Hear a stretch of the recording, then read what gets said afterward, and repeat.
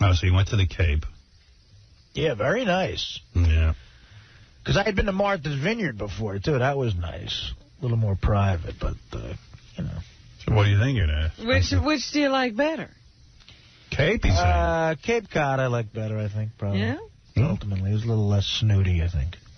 More down to earth. Yeah, more like my peeps. Was it hard when you went out to dinner and you couldn't have your Jack and water? Yeah, you know, I mean, with Dana, it's a little easier. Yeah. You know, when you're with your chick, it's easier to deal. Throw yourself. So you haven't been hanging out with guys at all then, huh? Not really, no. That's probably the problem. Hanging out with guys. The test is going to be going like the night you talked about at Scores. Well, we wanted you to go with us, but... Oh, that's nice. We knew you couldn't handle it. You know what? You're right. Yeah. Because we were tanked. I'd love to get that at you. Ass, bitch, and let me see what you got. Just shake that ass. I mean, shots were going. Yeah, when you're around that chick Danielle, it's tough not to drink, I'd assume. Yeah. Thank you. Vodka, thank you. That's my girl. Vodka, thank you. You have no idea how much fun she is. I'm sure. That girl should be rolling in dough. If 50 Cent's got 100 million, she should have 200 million. Right. I don't think she learned to be a good businesswoman by selling crack, though, first. Yeah. That should be the drawback. She's a great girl. Nice girl. Vodka, thank you.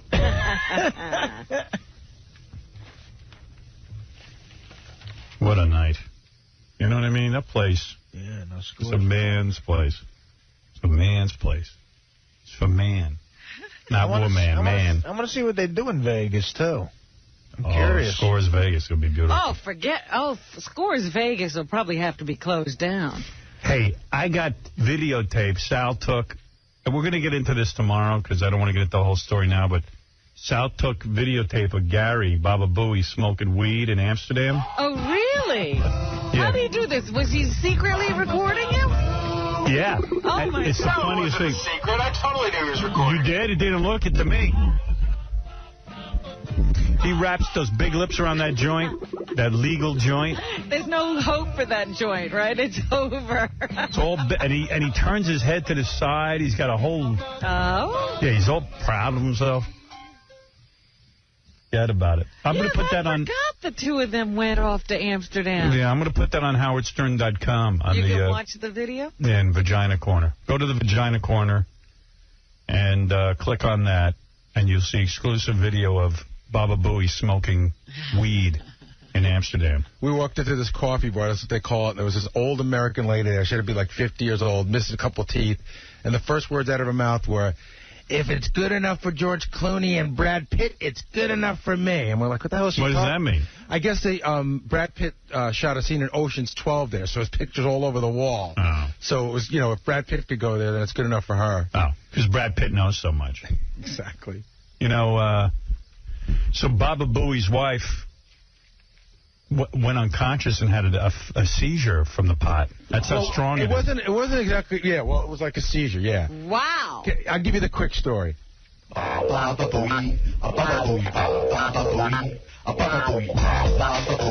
then you guys had a great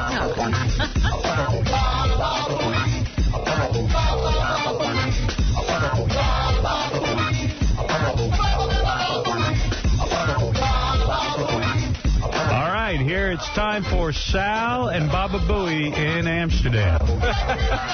So I'll give you the quick part of the story. So we flew overnight. You know, you leave at 6 o'clock at night. You land at like 8 o'clock in the morning. Get to our hotel like 9 o'clock, take a little nap. Noon, we're ready to roll. Now, we're there with the people of Heineken, who I have to thank. It was an amazing trip. And Gary said Sal was weird because all he thinks about is that there are legal whores there the whole time. He pulled me over to the side several times and goes, I could never live here. How could I live here knowing that they're around the corner? And I'm like, well, they're around the corner everywhere. And he goes, aren't you thinking about this? And I go, I got to tell you, I'm sort of not. Like, I thought about it when I walked by, and then I was gone, And I didn't And think it about left your mind. Sal, admit it. You didn't stop thinking about it until we left Amsterdam. My wife got so pissed off. Why? Because all I kept saying, let's go back to the red light district, let's take some pictures, let's look at some other people. She goes, you sound like a desperate pervert. Cut it out already. Could you ever say to your wife, look, let's go visit a whore and, like, let's just mess around with this? I tried that. I go, hey, when in Rome, you know, it's Amsterdam. I mean, can I get a free pass? Technically, it would be fun, you know? Like, you ride the donkey on the Grand Canyon. But how do you make it fun for her? Like, what's in it for her? Maybe I could get... Well, I'm not as horny, so I could get to stay away from her. He won't sleep with her. It would be some relief. No, but would she ever, like, join you and, like, you'd sit in a room with one of them? Dude, she doesn't even do me. Think she can do a stranger behind a window? But maybe just do some light touching and nothing, huh? No way. Yeah. But I'm sitting at the bar, and she's Would you ever ask Mary for that? No, because she's not into it. I mean, I had the thought for a minute, like, maybe somehow she might get off if she watched while, you know, some chicks dig that. And I go, she's into bestiality. And then I realized that's my thought. Right, you're having that conversation with yourself. Yeah, chicks that like to watch, I've yet to meet one. Yeah. I'll tell you who they are. They're the girls that you date. If you have a lot of money and you're hanging out in Amsterdam, a girl's going to say, hey, sure, let's give that a shot. There's no wife that'll do that. No, never. No married man is loyal in Amsterdam. Impossible. Absolutely impossible. There's plenty of guys. Were the girls hot? Smoking. Yeah, and we were out at Howard. We were out Tuesday at noon. And they were hot? I said to him again, that is so not the A-team. You know what's cool about this show? Like a year ago, Sal was a listener. Right. Now he's going to Amsterdam with you. I tell you, we had a great time. I was so scared and intimidated to meet @𝗦𝗵cie𝘄𝗿𝗍 because why? It's not every day you go to a vacation where you're hanging out with somebody's husband you ridiculed for 10 years. That's true. And you got your job ridiculing him. I was really, really worried. And at first, I felt a little tension, but eventually I cracked her open. Here's the deal. She loves him. Oh, really? Sal made her laugh the entire trip. And not at my expense, either. Really? I love her. I swear to you. Before this trip, she was so dreading Sal. She did not want to go on this trip with Sal. She hated Sal. Yeah. Sal's a funny dude, I got to tell you. He's a funny dude. Sal's a good guy. You know, sometimes you got to calm him down because he gets into weird areas. Like I don't know if you know, in Paris, right? You go down what is it, Robin? The Champs-Élysées. Champs-Élysées. It's almost all Middle Eastern now. When you go there. We were, like, when you go out late at night, we were the only white people out there. It's like burkas gone wild. That's all. It's just towels. The Champs-Élysées? Yes. I don't even know how to say that. I didn't even know that that's what you call it. Even now, I don't know that. Really? But it's a section of Paris that is clearly all Middle Eastern now. Wow. A lot of tourists. But, I mean, we were the only... It's almost would be like we were going minorities. to Harlem. You know what I mean? We were the only white people in Harlem. And their culture is they stay out really late at night. Did they think you were white? I don't know what they thought of me. Because you don't look that where's white. your burkas? Right. But we, you know, they stay out really late at night, like 5-year-old kids and babies. We went to get a table at 2:30 in the morning at a restaurant, and we had to wait 20 minutes. Packed. Wow. Right? And two people with kids. So Sal is doing a joke a minute, and Sal's wife's kicking him. She's like, we're not in the United States anymore. And he's like, look at all these burkas. Making jokes. I don't remember that. So we had to reel him in a little bit. Was he drunk? It was funny. What are you saying was funny? It just probably... It's just not a good idea when people can beat you up. I was doing that because Mary was getting a kick out of all the burkas. Women dressed as burkas. We put Gary in a burqa. No, you know what's weird? I thought that the Muslim people were supposed to not be into certain things. So you'd see these women in burqas with a ton of makeup on, and some of them weren't bad looking. Right. And I thought they were supposed to have like fake eyelashes and eyeliner and lipstick. And then you'd see them in But in a burqa, how can you tell they're wearing... Well, because the burqas only were... They were the ones that were like forehead to chin. Oh, sexy. Well, so the eyes were made up. Right. Yeah, and the faces were made. You could see everything, and, you know... So that ain't a burqa, dude. But some of them were in burqas, too. Right. It's like a curtain. It starts at their forehead and it goes down to their feet. And but they're to go out. They're drinking at 2:30 in the morning. It's like a clan roll. What does Olive think of this? You know, drinking. She's wrapping herself up. Yeah, or boozing. Yeah. The works. They're eating shrimp like Gary. It's all over the place. Weird. They're all going nuts. And I'll tell you, that's why France is not helping us. Because the Arabs are assisting. They're funding the crap out of he was saying stuff like this. Oh, you know what, dude? You don't say that when you're sitting right there. You were saying stuff like that. Yeah, that's what I was saying there. Right, so tell me what happened when your wife passed out.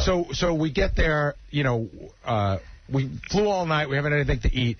Noon, we get on a little boat because Amsterdam's all canal. So we're going around a boat ride. As soon as we get on Heineken, start popping them open. We're pounding them down. Right. We haven't even eaten lunch yet. Right. We're eating like these little tiny, Petit fours. Yeah. And then, 3 Heinekens and another Petit four, like 3 Heinekens. Okay, but we're feeling good. So we stop and they say, let's go to a coffee bar. Cool. We walk into the coffee bar. The lady tells us it's, this is where Brad Pitt hangs out. So we sit down, a couple more Heinekens. And you go and there's a menu, and the menu tells you. And your wife's drinking like that too? Not as much, but she's drinking. She's drinking. There's a menu, and they tell you like one of it's called, gotta sit down. Like after you smoke this, you have to smoke the sitting down. Right. You can't even be standing up. That's like the biggest stuff they have. The weed's so powerful. And then they tell you there's probably about 20 different kinds of weeds, and they're all different variations. We order pre-rolled 2 joints of the mildest stuff there is. What's that cost? $6. 2 joints, $6. Yeah, mildest stuff. Yeah, mildest stuff, right? And big joints, right? Right. So the guy says, is that the stuff you're smoking on Vagina Corner? Yeah. Okay, go ahead. So the guy says to us, here's what you do. You take 2 hits, wait 5 minutes. If you feel your heart start to pound a little bit or whatever, Oh my God. He goes, come to me. I'll give you a sugar cube. Calm you right down. Okay. And this is the mild weed. And he looked at Gary and said, I'll give you... Yeah, I know. We did that joke, sugar too. Cube. We did that joke, too. Sugar cube. What, horses eat sugar? Right. The guy said Gary wanted to give him a sugar cube. So first goes that for the weed? No, you're a horse. Well, first of all, I think they just give a sugar stick, but when they saw Gary, the guy goes, sugar cube. I got pictures of this place. We'll throw them up on the website. I got pictures of everything. Sir, would you like a carrot? So we go back to the bar. We light it up. Send it around once. Everybody does their thing. 1 hit. Right. Send it around again. My wife doesn't even take it a second. She's like, no, I'll pass on it this time. 1 hit. Right. Okay. It was phenomenal. Some of the best I ever had. Put me in a great mood. You're flying. But just like in a really happy mood. Right. Not wasted in my mind or anything. My wife is sitting on a chair, and she starts to say, it's a little bit stuffy in here. I need some air. Maybe I said, you want to go outside? She's like, no, but it's like a little stuffy in here. Sal, going to be the good guy. Sal goes, Mary, do you need a sugar cube? And she goes, yeah, why don't you go get me one? Sal goes back to get the sugar cube. All of a sudden, I look at my wife, and she's like sort of talking nonsensical, like I'm asking her a question. She's answering something completely different. Wow. Right. So I turn around and I say, are you okay? And Sal's wife goes, I don't think she is. So I grab my wife by the chin, at which point her head starts shaking. Wow, like uncontrollably. Like uncontrollably, and her arm and her head starts shaking. Like almost like a seizure. Yeah. I'm like, Mary, eyes going to the back of her head? They're going back, and I go, Mary, are you okay? Are you okay? And then, boom, she's out. Oh. She's dead out. Dead out. Did you think she died? I'm thinking to myself, she's dead. What am I going to tell the kids? I took her. I got her stoned. I killed the poor woman. Right. It was like crazy. I mean, it really... 1 hit at a weed. Right. 1 hit. Man. So I tell the guy, Rich... And one whip of now you're high, and you're probably going, am I imagining this? No, I sort of knew what was going on. Did you know what was going on, Sal? No, hold on. I'll tell you what happened, because it gets really crazy. Sal's not near any of this. Right, he's getting the sugar cube. Right, he's getting the sugar cube. Online. So Rich from Heineken was the guy that took us all around and everything. Again, I know the guy like an hour and a half, right? I'm like, Rich, grab her arm, help me. And he's like, what? And then he took one look at her. We both grab her by the arm. At this point, so I can tell you, he turns around. The only thing he sees are Mary's toenails dragging on the floor. Yeah, It was like carrying a dead body out of a boxing ring. Wow. She was slumped over Gary's shoulder and the Heineken guy's shoulder. Was the whole place freaking out? Well, no. We're going to get to that. They were all relaxed. So if she was dead, would you have just dropped her and gone right to the whorehouse? No. I would have. So Sal's wife, on the way out, yells to the guy behind the bar, call an ambulance. Right. Okay. Yeah. We get out front. In front of this place, there's an empty chair. Okay. Put her right in the chair. Boom. She comes right to. She feels fine. She has no recollection. It was just the air. She had no recollection of anything. Right. She didn't know what happened. She was really embarrassed about the whole thing. And then we realized... Did she wet herself? No. Too bad. But we realized, first of all, this happens every day. When Sal's wife said, call the ambulance, they thought we were the biggest retards in the world. Right. This happens like 20 times a day. That's why the empty chair is out there. Oh. The empty chair is out there for people like her. Right.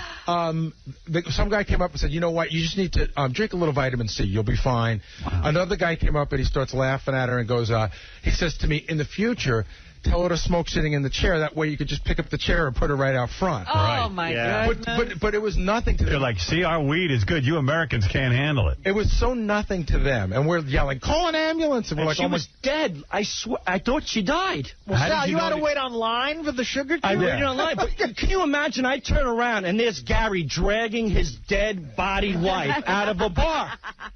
And my wife screaming, call an ambulance. And the bartender rolls his eye. He goes, what the ambulance? Drink some water with sugar. She's fine. Yeah, he was like, we were annoying him. Wow. Yeah. Like, they didn't even panic. No. It's a daily occurrence. Every American has one in their group, probably. Gary's like, I'm going to sue you for everything you're worth. And the guy goes, we're worth 14 cents. We sell free weed. We'll give you all our joints. We would sell 2 joints for $6. And Gary went back to the hotel and finished the joint. It was almost good. killed his wife. It was, you know what? In fact, I was mad because I wanted to take it to Paris, but it's illegal. Right. So we left it in the hotel room, but I was bummed. Gary leaves the joint in the hotel. I threw it in the garbage. What a classy guy. But Mary, she didn't do it anymore. She was done. That was it for her. But we were done. Howard, we were drinking, smoking weed, and also, when you see somebody almost die, talk about a buzzkill. Yeah. We were saying it was like a bigger buzzkill than the Anne Frank house. Just a big buzzkill. Hey, you're worse than the Anne Frank story. Wow. But I'll tell you one other funny thing about Sal and the whole whore prostitute thing. So we stay a day and a half in Amsterdam, then we go to Paris, right? So they hire this woman to drive us around in a van. She's got a little microphone on, and she's saying this is where the Louvre Museum is, and this is Notre Dame, and showing us around and everything. So Sal goes, oh, hey, do they have a red light district in Paris? And she goes, they do. But Sal thinks every country has a legal red light district. Right, yeah, it's illegal in Paris. So he thought it was legal there. And he goes, really? And he goes, and just there's prostitutes out there? And the woman says, yeah, there's definitely, they have all that. And Sal's like, can we go there? And she's like, well, they're not really out till night. This is at like 1 in the afternoon. Right. And Sal's wife's like kicking him. She's like, what's wrong with you? Yeah. And we had to explain to Sal that it's not legal in Paris. Like I'm retarded. Every city has a red light district. Yeah, we have one here, I'm sure. Yeah, Dominic. Yeah, what really happens is a hypoglycemic seizure. Right. When her sugar level went so low that she passes out. Why does the pot bring it on? Well, you know what? Because the pot raises your sugar level first, and then all of a sudden, any alcohol, and then your body's searching for sugar. You don't have it. I have a feeling Dominic's body's always searching for sugar, too. I'm so thin now. Dominic, the doctor here. Yeah, you got to see me now. I'm so thin, I don't even get diabetes anymore. But that's really what happens. He doesn't even get it anymore. Right. And when you get the low, a lot of people, that's the paranoia. Because your body is disorientated. And then you pass out. Disoriented. Disoriented. I'm like, think like Gary. and what happens also is the alcohol, the trip. So she actually passed out. Now, some people can have a dangerous seizure at that level. Like a stroke. Of course. It looked like she was having like an epileptic seizure. Wow. Oh my God. Dominic, isn't it true your body searches for cheeseburgers? Forget sugar. All right, there's Dominic explaining what happened to Mary Delabate. I know a guy who went with one of his relatives, and he told me the same exact thing happened. So I think it's a common thing. Hey, Aaron, you're on the air. Howard, how's it going? Hey. It happens all the time. I have family from Holland, and it's ridiculous. People get so high. You take 1 or 2 hits and you're done. Yeah. I can't believe Sal managed to not escape the hotel room or something late night. Dude, I tried so bad. It was awful. It was like... Are the hookers hot? They're ridiculously hot. Hookers of all nations, Howard. Do you know that supermodels fly in from Russia on Thursday and leave Sunday? These girls are on billboards in Russia. They're well known, but they privately go to Amsterdam. They make like 25, 30 grand over a weekend. Yeah, how did you know that? Because I didn't hear that on the tour. From the guy from Philly and Jersey, the guys who moved in, the husbands. The husbands know. I met 2 husbands from Jersey. They live in Amsterdam now. They're like, this is the best place in the world. Heineken takes care of us. They pay all our bills. And I go, what about the whores? The guy goes, $65. Everyone's exactly the same price. And he gave me the whole history on them. For $65. 65 euros. And you know that's 65 euros. About $80. $80. That's Sal, it used to be like $40. Since the euro came in, now it's gone up. Yeah, it's shot up, huh? Howard, I would tell you. How hot are the chicks? Are they as hot as Playboy? They are On the ridiculously weekends. hot. The Yeah, on the hottest girls weekends. I've ever seen. Here's what I can tell you. What do you mean on the weekend? I was there on a Friday night, right? Robin and I went last time. But even on the day that we were there, you go down one road and it's like just black chicks. You go down another road, it's like Asian chicks. It's a very segregated, so you know where you're going to get what you want. But we walked down this one road and they were like a bunch of like hot Russian chicks. It was like a... And then they have the locals. When you say hot, how hot? 7 to 8 As hot as like Savannah the porn star? Okay, here's the deal. As hot as Jenna Jameson? On Tuesday, they were 7s and 7.5s, right? When I went on Thursday, last time we were there, they were 9s and 9.5s, and some 10s. Howard, they were phenomenal. Yeah. Annoying? $60. Annoying. No, I'm telling you, Howard. Dude, you can't believe chicks this hot are prostitutes. You can't believe it. $60. Wait a second. Across the board. 60 Are they as hot as Jen and Jameson? Yes. Yes. Yes. Some of them are 18, Howard. Absolutely. And Howard, some of them, they look like they're 15 years old. And I don't like young chicks. But sure you don't. No, I don't like them that young. But I tell you, I am convinced if prostitution was legal in the States, I'm telling you right now, 30% of the women you know would probably be prostitutes. And I'll tell you why. Because it's accepted over there. And nobody has a problem with it. These girls look like cashiers at Kmart. You know what I'm saying? They're the everyday girl. You got the black, the Chinese, the young, the old, and they're all standing in the window smiling, ready to service you. Naked in the window? No, they're in lingerie. They got to be dressed. Bikinis or lingerie. And Howard, you're telling me there are girls that look like Jenna Jameson? Yeah. Yes. Yes. I asked them, why are you here? Why don't Like you Jenna porn? Jameson? Like Jenna Jameson. Yeah.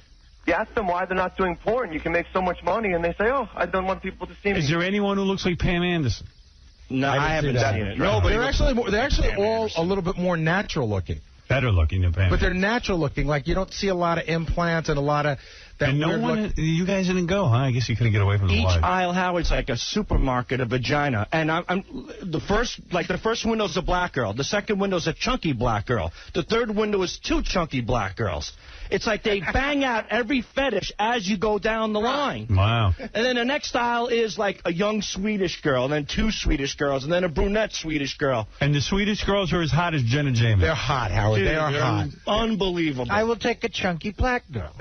Sal, did you find the alleyway and walk through there? Yes, that's where the skinny alleys where the hottest chicks are. Skinny alleys. Yeah, The alley it's skinny to begin with. It gets so small you can barely get to it. And you're saying skinny alleys the same price as fat Asian girls? Yeah, skinny alley's the best to go with your wife because my wife's behind me and she can't see my facial reactions because I'm winking to the girls and licking my lips. You know what? He was winking to the girls.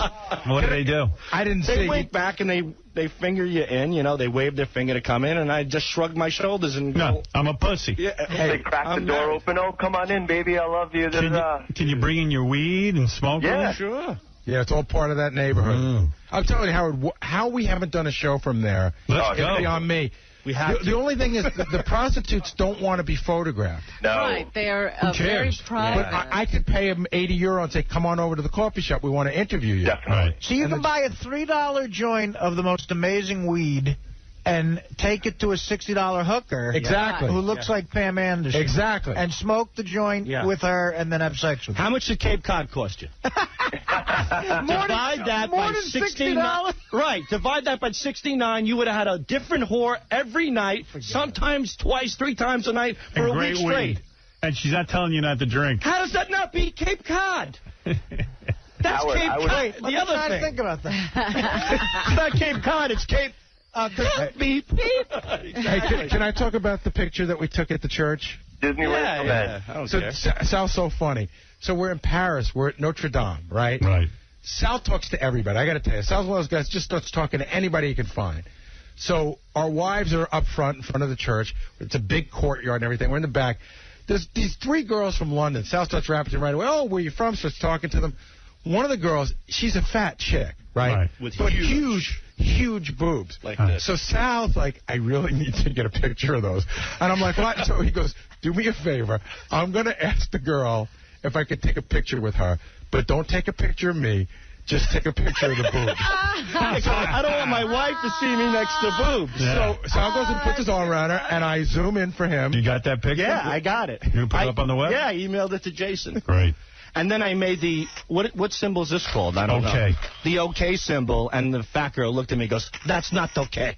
I think she figured out something was going on. It was weird. Because you know what happened was I didn't know how to work the Zoom. It's weird when you see the camera going up your dress and you're supposed to be taking a picture. My wife is lighting a candle right now in the church. Right, taking a picture with huge boobs making the okay symbol. Talk about a mismatch.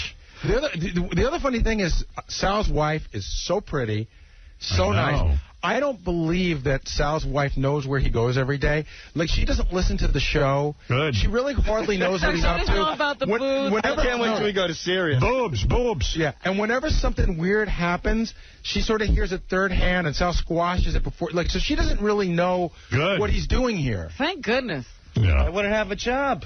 You see that picture? Oh, look at that chick's boobs. Yeah, but you got the face in there. That was as tight as it would go. I'll send you the other one as well.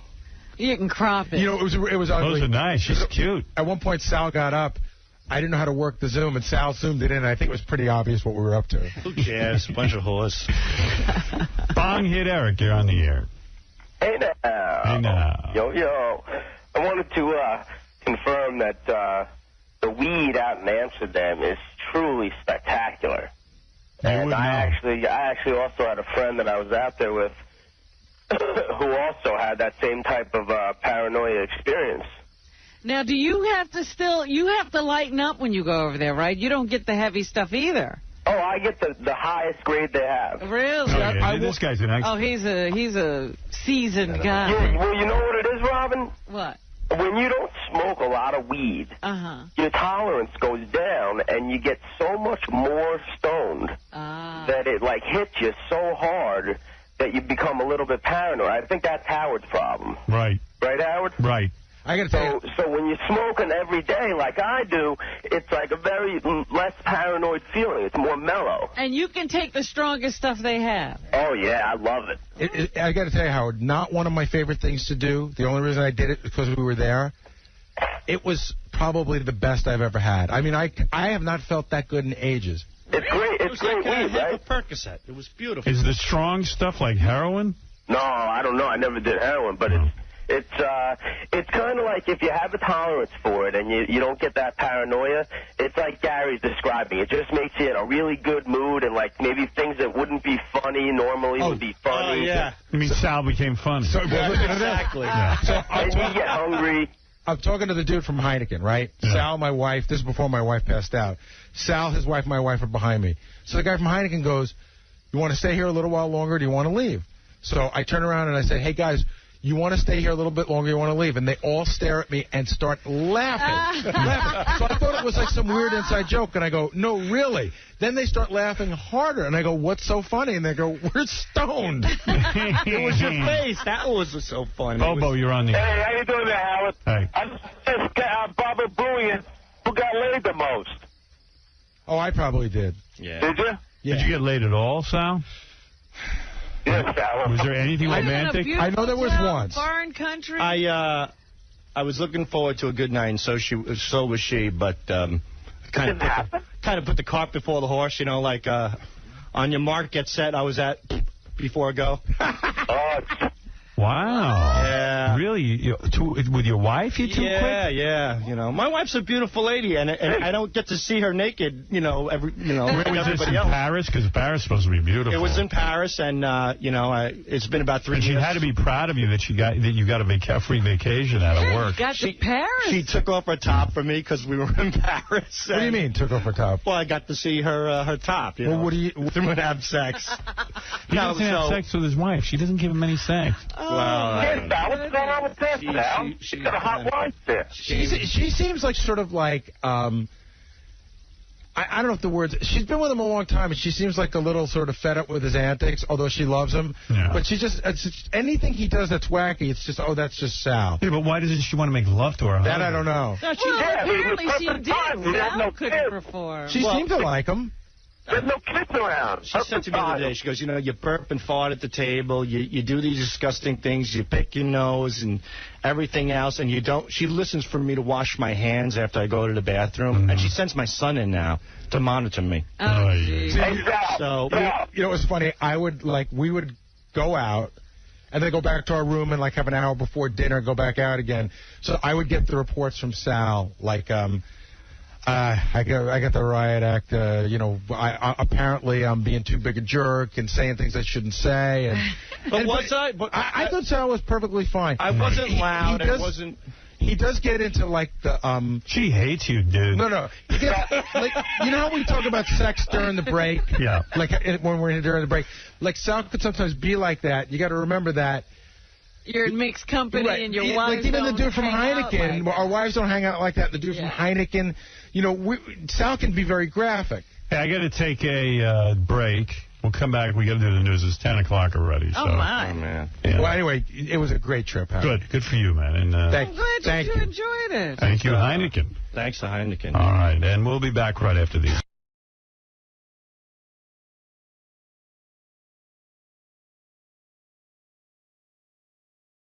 So, unbeknownst to Howard, they turned around and they just called Stuttering John. And Stuttering John took the part. Now, whether John knew Howard had been offered or not, I don't think that was the case. But I know that when it came out, Howard was pissed, and his feeling was like, well, if I'm not going to do this, if I'm not going to put all this stuff out there, if I'm not going to sort of take every bit, but everybody around me does, in a sense, he feels that's tarnishing the brand. But that is probably more the explanation. Jealousy has zero to do with it. Ronnie, have you ever sensed any jealousy coming from Howard? Come on. Are you kidding me? How can he be jealous of me? Are you kidding me? That's a great point. It is a great point. No, I just said that. It's a great point. Yeah, it is a great point. I just feel I always run things by him before I do anything. Has he ever told you no? Because I think running things by him could be difficult because he doesn't want to be the bad guy. I could tell when he'll give me like an answer like he doesn't think it's a great idea, but, if you want to do it. Right. You know what I'm saying? I wouldn't do it, but if you want to do it, that's fine. Right. And he didn't say anything about this. He did, with 𝗦𝗵cie calling me, he thought, it was kind of strange. I thought it was, dude, like I said, I got the text message from John Friday night at 1 o'clock in the morning. So Ronnie came to me and he said, is this 𝗦𝗵cie's number or somebody pranking I me? knew it was his number, but I thought maybe somebody got his phone because I know twice already he's lost his phone. And he has to get a new phone and change his number and everything. But I thought for sure this was something kind of scam. So, and he also had asked me for Robin's address because he wanted to send us something. And I wouldn't give it to him until I talked to Robin, and I wanted to make sure it was him. You know what I'm saying? Right. Because I just wouldn't give it out Robin's address to anybody, if we thought somebody lost his phone or whatever. But then when they started calling me about all this, I knew it was legit. How do you approach Howard about it? I go to him and I just talk to him. But is it like I'm not afraid to talk to him. Are you driving at the time, or do you sit No, usually if we're walking up in the morning in the elevator or whatever, I'll talk to him in the car. We both, I have no problem talking to him. It's 27 years, man. It's a long time. You don't hold anything back. You should know that, Gary. I hold plenty back. Jim in Carolina, you're on the wrap-up show. Hey, Ronnie, if you got offered a big movie role with a pretty good payday, but you had to quit Howard, would you do that? No, I've said that a million times. I wouldn't. He comes first no matter what. And I work all my schedules around anything that I do. I work around him where I'm there for him first, and then like with America's Got Talent, we had block party shows that I didn't attend because. I had to be with him in Los Angeles or San Francisco. So, he comes first no matter what. Because if it wasn't for him, I wouldn't be where I am. So. Unless there's a guy that's going to suck your cock for $1 million. For that, you said you would ride off into the sunset. Yeah, well, I'd have to, man. How could I ever face the fucking people around here ever again? How do you juggle your schedule, Ronnie, now with the film roles, with Howard, AGT, the block parties? You're a busy guy. Yeah, well, it seems to work out where it's, it's on off days from the show, which is okay.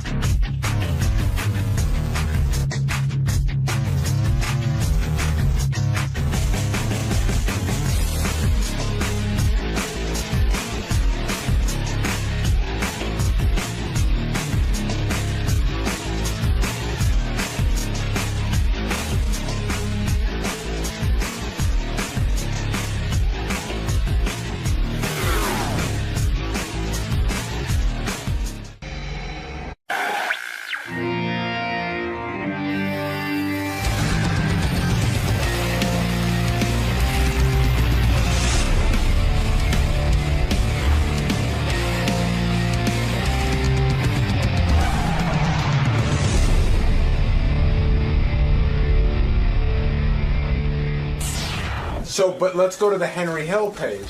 So, first of all, you should know, I'm listening to 1010 Wins this morning. They must be reading right off of TMZ, because they said, Henry Hill did this, he did that.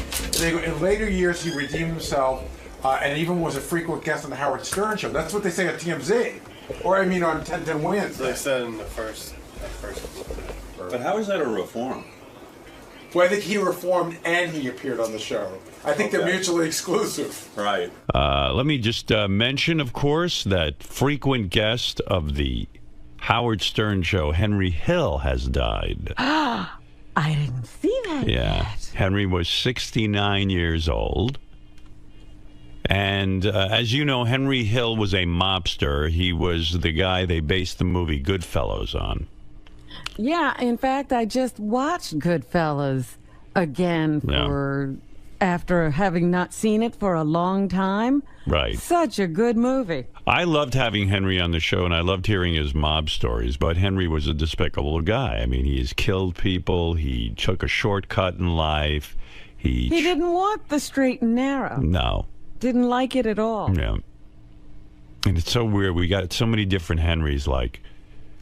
I'm remembering times when, like, Henry would be really drunk, but then the performance or the call before that would be, oh, I quit drinking for 7 months. And, you know, there was no substance to the guy. You never really realized he was a pathological liar. He would just go, yeah, I don't drink anymore. I haven't had a drink in 7 months. And the next thing you know, he's in jail for drunk something right, or drunk other. And reckless or whatever. Yeah. And he was always trying these businesses out, you know. Like, I remember one time he came in and he had paintings that he was selling. I think I have one of those. Yeah. Awful, awful paintings. And he'd go, why are you making fun of my paintings, Howard? Yeah, it was just like giving a monkey a brush. Yeah, and then he had a spaghetti sauce business, which to me was so disgusting because just associating Henry with spaghetti sauce, because spaghetti sauce looks like blood, and Henry has shed the blood of people, and he was just out of his fucking mind. I remember years ago, this was 1996. Henry Hill was on the phone, and Rob and I said to him, Henry, you think you're going to hell? And he, you know, now that he's dead, I'm sure he's got to be in hell, but if there is one. If there is one. And they must have made it for him. Of course. And he... You know, he was convinced he would not go to hell. Let me ask you, do you think you're going to hell when you die? Nope, I don't think so, Howard. Really? How did you redeem yourself? now, describe to me how you're not going to hell. I've changed my life, Howard. Oh, man. And you no longer have to pay for anything you did? What about all the people you messed up? Well, you know, I've straightened my life out, Howard. You know, 15 years. It was 15 years ago this month. It doesn't count. That stuff you can't erase. It doesn't go off the ledger book. That's why you're drinking. You're filled with guilt. You're racked with guilt, I guess. I don't drink anymore. Really? 7 months, Howard. He doesn't drink anymore. Yeah, I mean, but it was months he would go. Yeah, I mean, he doesn't drink anymore, but then he'd show up and then he'd be like, ma'am, I want to come on macchiato, please. Why you look at me in that certain place? You were doing so well after the Howard Stern show. What happened? I want to come on macchiato. Why are you picking it? That was one of my favorite bits. Not a bit, it's real life. It wasn't a bit. But what was so great about it was Lisa G. We were pretty new here at Sirius. She goes downstairs and she is trying to interview Henry Hill, and he's out front and he's laying in a planter, like vomiting on himself. And he keeps screaming over and over again, and it's hard to understand. He's saying there, I want a caramel macchiato from Starbucks. Right. And somehow, I guess Lisa wanted to hear a very drunk Henry Hill coming on to her. She goes, I'm disgusted with you. This man just said that he wanted to come on my shoulder. Yeah, she considered it sexual harassment. Right, and she said, Henry Hill said he wanted to come on my face. And I said, Lisa... He's saying he wants a caramel macchiato. It was so great, and Lisa was like, oh, I don't know how I heard that. Ma'am, I want to come on macchiato, please. Why you look at me in that certain place? You were doing so well after the Howard Stern show. What happened? I want to come on macchiato. You know, Lisa's never been a war correspondent. This is the closest she's come. This is the front line. This is the front line, and it really is. Are you going home? Yes, I am. So that was a funny moment. And I remember that one time we went out to Vegas and Henry came out there and he sort of like stalked us. Yeah, he wanted to get on the air and he was mad that we weren't putting him on as much. But, you know, I mean, how much Henry could you take? Yeah, but he would go to the same restaurants we were having dinner in, and then he'd get a table and he would just stare. Yeah, and I would say to Henry, you know, Henry, I do a radio show. Like, there's no other show in America putting you on. I'm the only one putting you on. So give me a break. It's not like I haven't done anything for you. That laugh. Henry, you know, carrying on with his theme, I was like, hey, Henry, when you die, you're going to hell. And he, one time, I don't know, he was wasted, and I guess he was talking about some of the people he killed. Do you think you drink to forget all the people you killed? I got a trail of bodies. I'm going to give you a trail from Rockville Center Links. You got. Yeah, I know where Rockville Center Links is. You buried a body there? Yeah, 2 of them. 2 of them? Have you ever? He's laughing. That laugh. You buried 2 bodies on the Rockville Center Links golf course. Have you ever? And then we're gonna start east, I guess. Wait, to 𝗦𝗵cie. Wait, Henry. You're saying you killed bodies. You killed 2 people and buried them on the Rockville Center Links? Where? Yes. Where in the Rockville Center Links? What? What? The 4th hole. The 4th hole? What is he? The 4th hole? What are you saying? The 4th hole? Henry. What? This is why Ray Liotta is such a great actor. He had that laugh down in that movie. Down perfectly. You know, even in the movie when you're watching it, Henry never admits to doing anything besides robbing and stealing and burying the bodies after other people shot them or killed them. Right. But, you know, he's certainly willing to hang out with murderers. Yeah. 4th hole? The 4th hole. No, come on, be honest with me. Tell me where... Under the green. I swear to you. Under the green? Who were the 2 bodies? They were stockbrokers. Stockbrokers. They must have screwed him over in some deal. Right. They gave him money and they didn't make money for them. Then they killed them. Yeah, I mean, there's so many Henry moments from our show. I don't even know where to begin. And the other weird thing is, too, like, I mean, this is a guy who betrayed the mob. And you know, there were so many questions like, Henry decided to come out of witness protection. He decided that he was just going to live his life. And he didn't care that there were mobsters who were supposedly looking for him. He was like, fuck it, I'm living my life. I don't want to be in hiding anymore.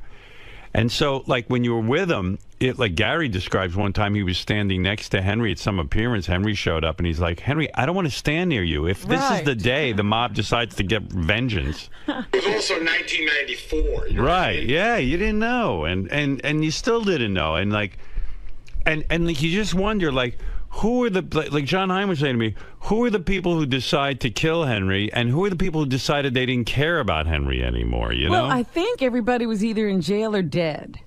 Yeah, but... At a certain point. But there's always still a mob. I'm sure there's a mob now, but... Well, no, they had really busted it up. Wow. And, you know, a whole new organization had to spring up, and they had no real ties to Henry. Mm-hmm. And, you know, that whole era that Henry was in was kind of taken apart. So, Henry, you think you're done for the day, or are you going to come back up?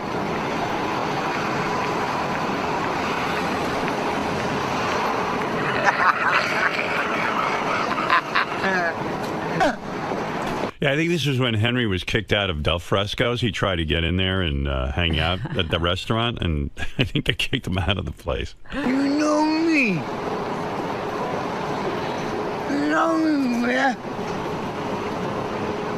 And? I pay my fucking way. No, these are cold. Have you ever been that drunk in your life? Never. Yeah. I think one time I was, but I was unconscious. Yeah, You know? I mean, you can't stay awake and talk. Henry could. Well, I imagine they are. Here, Henry, zip up your coat. No. Zip up your coat. Henry. Fucking Lee! Come on, Henry. Zip up your coat. Come on. And the other thing is, somehow Henry still got women. Yeah, isn't that insulting to women? I mean, like Henry, like in that condition, had a woman taking care of him like a mommy. It was amazing. He had women. You don't have a wife, remember? Who would have you? Here. Zip up your coat, Henry. You're going to freeze. It's cold as hell out, Henry. Here, hold this a second. Oh, there's Paulie. Now, Paulie used to call in all the time and fight with Henry. Right. Paulie, you had some of the most legendary phone calls. I'm glad. Yeah, I mean, This is a good day for you. Yeah, this is. Are you happy Henry's gone, or are you going to miss him in some weird way? You were kind of linked to him. No, when I saw it online last night, it kind of put a smile on my face. Isn't it amazing to you that the mob never actually kept their promise of killing him? Like they once he came out of the hiding, that they never went after him. No, not really, because Robin was right on with what she said. You know, everything broke up. It just wasn't the same as it was back in the 40s, 50s, 60s, 70s. After he did his ratting on everybody, everything just seemed to disband, and everybody kind of went their own way. Sure, there was still a mob, but wasn't as strong as it was. So Robin was right on. Paulie, why did you hate Henry so much? What was the thought there? Because he was a rat, right? Well, first and foremost, yes. Being a rat and a stool pigeon and a mutt, Henry never, ever killed anybody. Henry was a delivery boy. He was a gopher. Tommy would say, go pick up our food down at Don Pep on Liberty Avenue by the racetrack, and, you know, that's what he would do. But, Paulie, you would think that, so in other words, when he wrote the book, or somebody wrote that book, and they based it on his life, you feel he embellished on the truth and made himself to be a bigger player in the mob than he really was. Absolutely. I mean, they glamorized Henry in that movie tremendously, but yeah, that's exactly it. They, yeah. I mean, Henry, do you think Henry lied when he said he was in on the Lufthansa heist? Physically on it? Like, well, do you think he was actually a part of the heist? In the background, sure, maybe. Right. Yeah, he could have been. He could have made a couple of bucks on it, but not to actually physically go to the airport and steal the money. No, he was just around, and with you being around, you had some perks. And Tommy had money, and Jimmy had money, and you know, if you're around the money, they're going to spread their wealth. Right. So he was a guy who really was immortalized in that movie Goodfellas, and made it seem like he was one of the big players, even though he wasn't full Italian. You know, he would have been a big mob guy. Made man. He makes it seem that way. Yeah. So is there anything positive you have to say about Henry Hill's death? I mean, is there anything that you want to say about the man that you liked? Let me think for a second. No. All right, Paulie. There you go. Paulie, who called in every time Henry was on. Paulie was on. Yes. And Henry would go, hang up on this guy. Hang up on him. Legendary fights.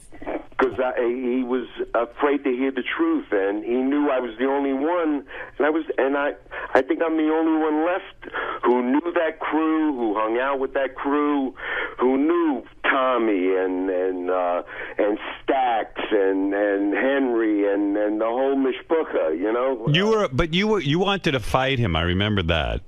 Absolutely, yeah. I thought we were going to put together a nice fight where I could just punch him right in his face. Yeah, Henry was up for a couple of rounds. Henry would say to me, "Okay, I'll do it," and I think he was sincere. He said he would fight you, but I was afraid. He never showed up. When I came to the studio, he was supposed to be there that time.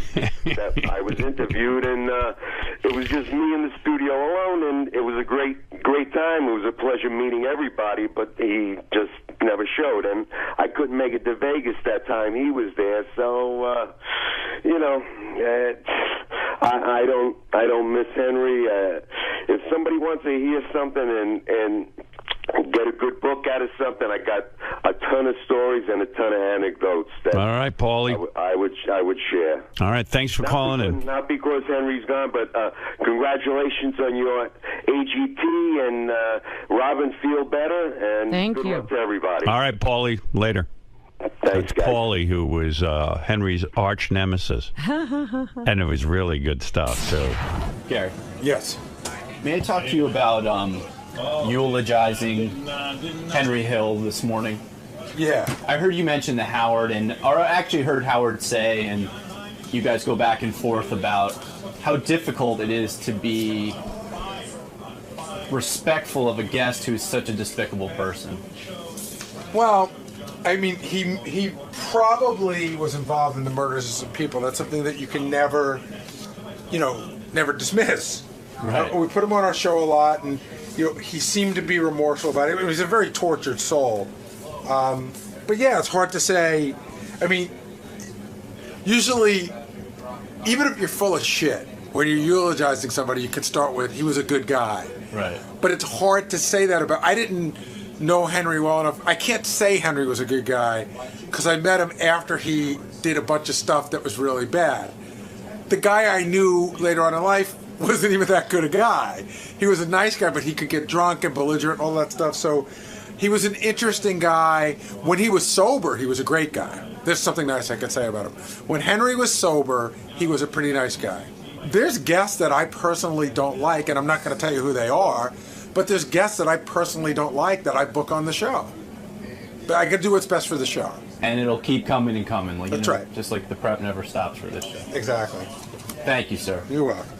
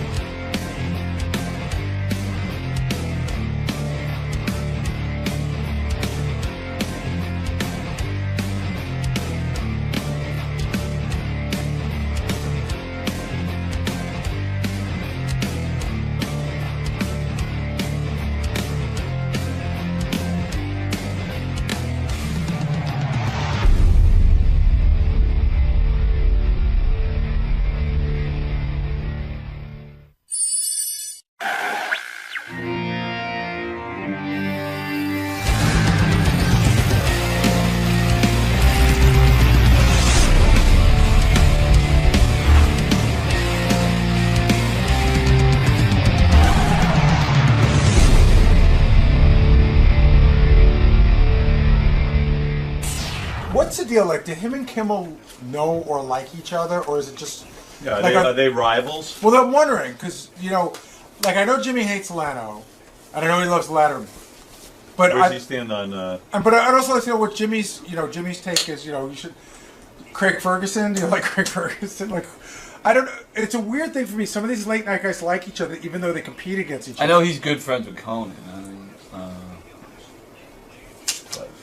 That's an interesting thing. Who are you good friends with? Who do you hate? Who do you? And why? Yeah. And the other thing is, like, I wonder if they ever talk to each other. Like, has he ever called another talk show host for advice? Yeah, he called Leno. I called you too, right? And he called me for advice. Yeah. Jimmy Fallon will be in here pretty soon. I'm anxious to talk to him. I saw a thing on the internet that was so good. I got to talk to him about it. They have, I don't know how you find the link. Maybe howardstern.com can put it up there. They're pretty good about that. But it's a link to his Saturday Night Live audition. When Jimmy Fallon, when anyone gets hired for Saturday Night Live, you have to audition in a room for. It's almost like America's Got Talent in Vegas. There's just like 5 or 6 people in the room. And no audience. No audience, and supposedly you never get any laughs, but you'll see on Jimmy's he does. It was Lorne Michaels laughing, but his audition was so incredible. What he did was, he did about 10 impressions or 15 impressions, but what he did that I loved is he kept them real short, and so you never got bored. Mm-hmm. And then he picked up his guitar and started doing some singing impressions. But again, just like little it almost looked like he was just ad-libbing them. It was a very relaxed audition. And as I'm watching it about the first or second song, and I go, no wonder this guy got the job. I mean, his audition, if you ever want to see a tape on how to audition for Saturday Night Live, there can't be a better audition tape than this. Now, I don't know how that stuff gets out there, if NBC put it out or what, but it is fantastic. Maybe they're trying to show, maybe they've been getting a lot of bad auditions, and they thought maybe we got to show a good Maybe, I don't know, but man, it was just incredible. And maybe I sensed a little bit of nervousness on his part in the beginning, but not really. I mean, he just seemed real confident for a young guy. Well, that's part of the trick of stand-up. Yeah. You gotta be confident. Hey, Jimmy, is Jimmy here?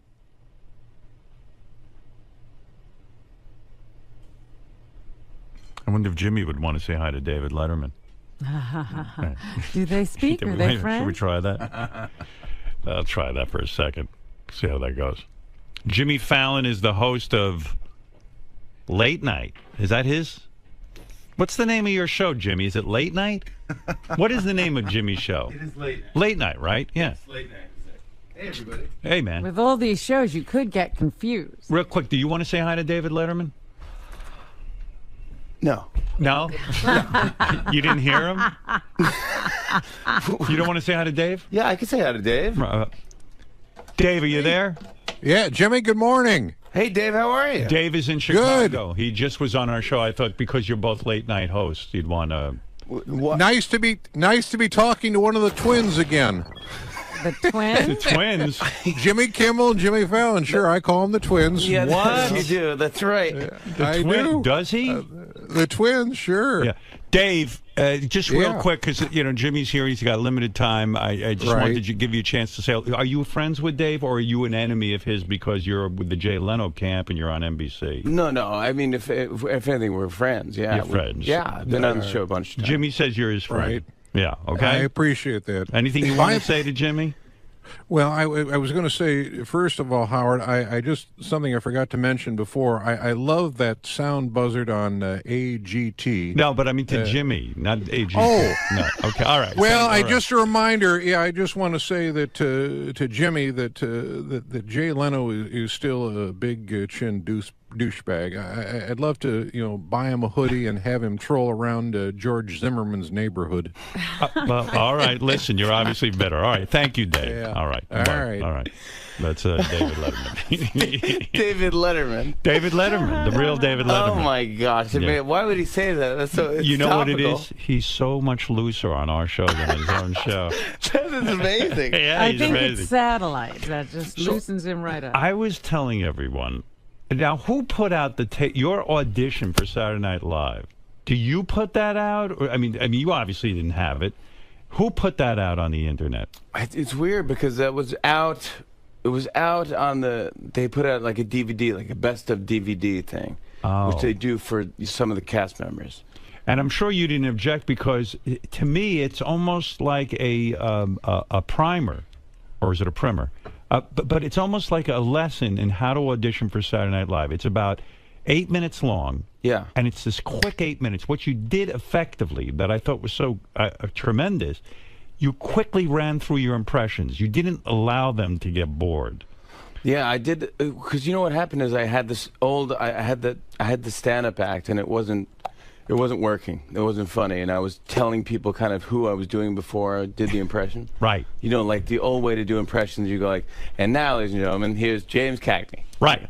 You dirty rat, and then you do the impression. So this one I go, I'm not going to tell you who I'm doing. That's what I loved. You never once said, here's who it is, and either you got it or you didn't. Yeah, exactly. It's like, it's clearly I'm doing Bill Cosby. Do you remember, have you gone back and watched that audition? I just saw the outfit I was wearing on a clip, like on the web. I'm like, oh, because I didn't know what people... I thought you looked really handsome. First of all, you seemed more chiseled. Like you were younger, kind of... You were very thin. Wasn't as doughy. You weren't as doughy. What happened? I mean, he got comfortable. He got rich. Did you get married? Is that what happened? And you just got doughy? Before I got married, I just got doughy. I don't know what happened. I just got, but maybe that'll just keep me younger looking. It's funny you say that because, I see a guy auditioning and you look like one of these ripped kind of, almost like a model type physique.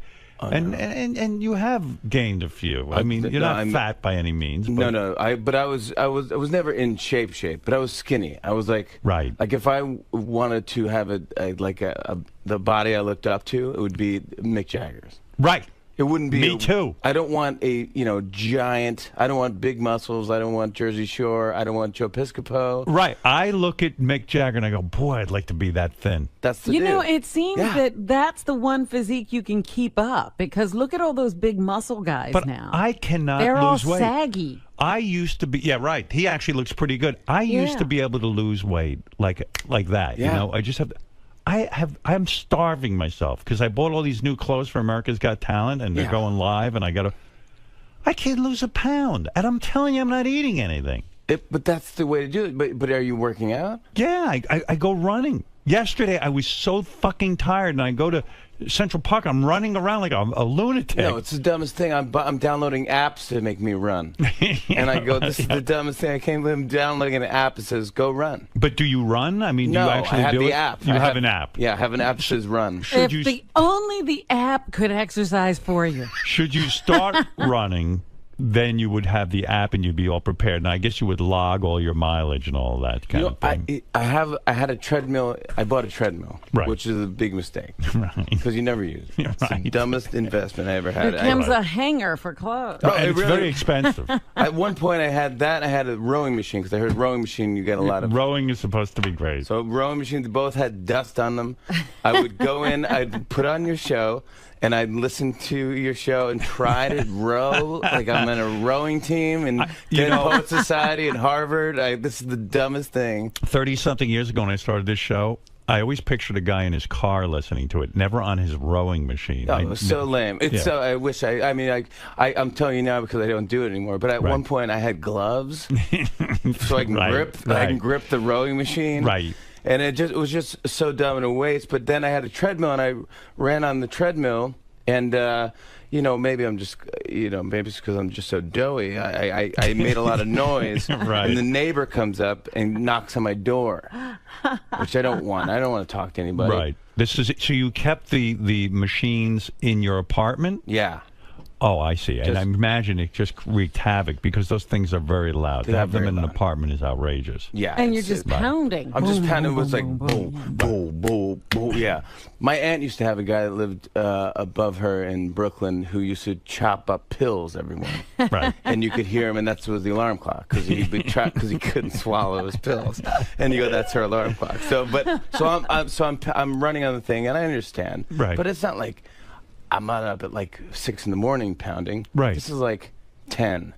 So what are you going to do if you're getting doughy? Are you cutting back on your calories? I don't know what to do. You don't. It's horrible. It's a thing I have to embrace because I don't know what to do. But I eat pretty well. Yeah. Do you? Yeah. Like, did you have a breakfast this morning? I had some oatmeal this morning. Oatmeal. That's it. That's Just oatmeal. good. That's good. Right? Yeah, but I'm normally not up at this point. Right, that's true. But so you'll eat a lot today. What time do you normally get up? Like last night, I had a Philly cheesesteak on the way back. I was on 𝗵𝐶 last night. Yeah, now I would think you would not go on 𝗵𝐶. That it wouldn't be cool, so to speak. Oh, that's why I just want to see what it is. Right. I want to go to this thing because I want to sell this record. All right, so you've got a new record out. Yeah. Why would you? If you go on 𝗵𝐶, I happen to know something about this. You've got to give them a cut of everything you sell, right? Yeah, well, I'm giving everyone a cut anyway. You are? I mean, NBC's getting more money than I'm getting for this. Because a lot of the stuff on the CD are performances that you did on television. Yeah. And so they have the rights to it. Yep. So they're going to get a cut, and 𝗵𝐶 is going to get a cut. And and then the record label gets a cut, and then every guest star on the album Why put it out? Where do you get money up front? How do you make any money with this thing? I really don't make it. The way I do it, I think in the future somehow I'll make money. Like more people will watch my show, or more people will know who I am, or what the things we do on our show. That is actually your strategy with your show. Because you're on late at night, 12:30 at night, a lot of people don't get to stay up and watch it. And I know that you make everything available on the internet. And it's true. I mean, those clips do go viral and they go big. But then they have to take them down. What do you mean? Well, I think it's a Writers Guild thing. Right. You know, remember when the Writers Guild had the strike? They had a thing about internet rights and all this stuff. So we're only allowed to put certain sketches up for like 2 months. Oh, and then otherwise they'd have to be paid or something like that. Yes.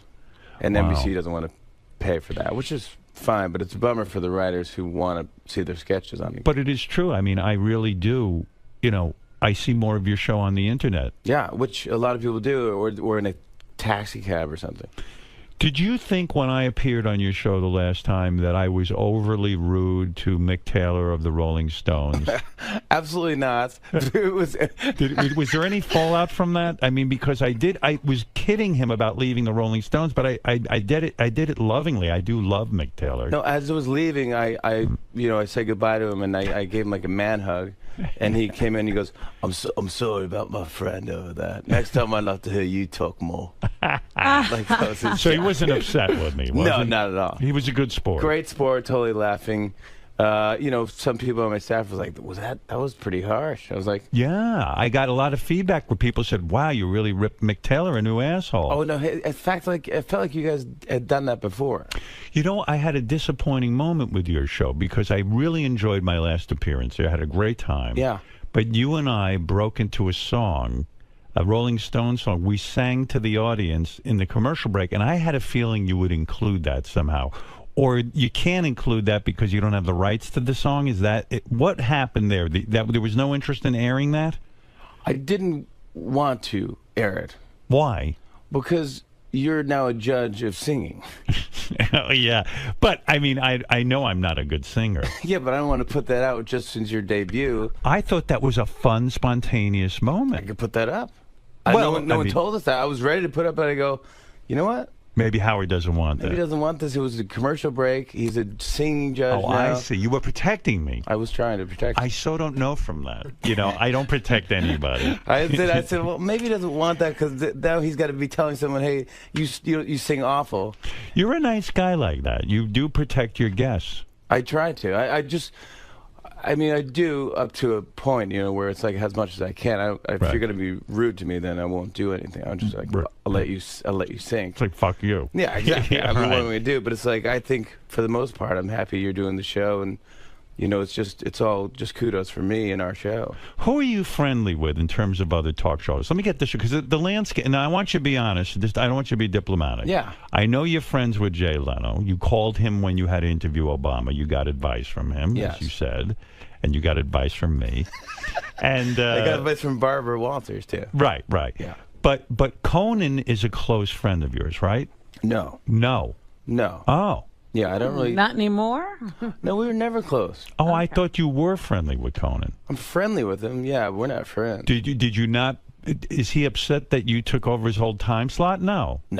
But is he upset that you side with Leno in the big feud? Nothing to me. He's come on the show. I mean, there's no sense. I mean, I'm not really part of that whole thing. Oh, so. I thought you were friends with him. With who? With Conan. No, close. I'm friends with him. No, I'm not close. No. I'm not close really with any of the hosts. You're a hard guy to get close to. I've tried to hang out with you. It's impossible. You really want nothing to do with me. You really What did you say? You were telling us the story about how you thought you were with him and then he left you and went to somebody else? No. I ran into Jimmy when I was in Los Angeles, and he came over to the table. And we were eating together. He was having a smoothie, and I was eating a salad or something, and I was with my wife. And then he quickly got up after a while to leave, and it was because Lorne Michaels and a whole power table were waiting for him somewhere else. That power table converged. You are a very social guy. Beckham was there, yeah. Yes. Beckham was by the pool. Enjoying the water, Jimmy. Yeah. He didn't talk to me because, you know me. How cool is that guy?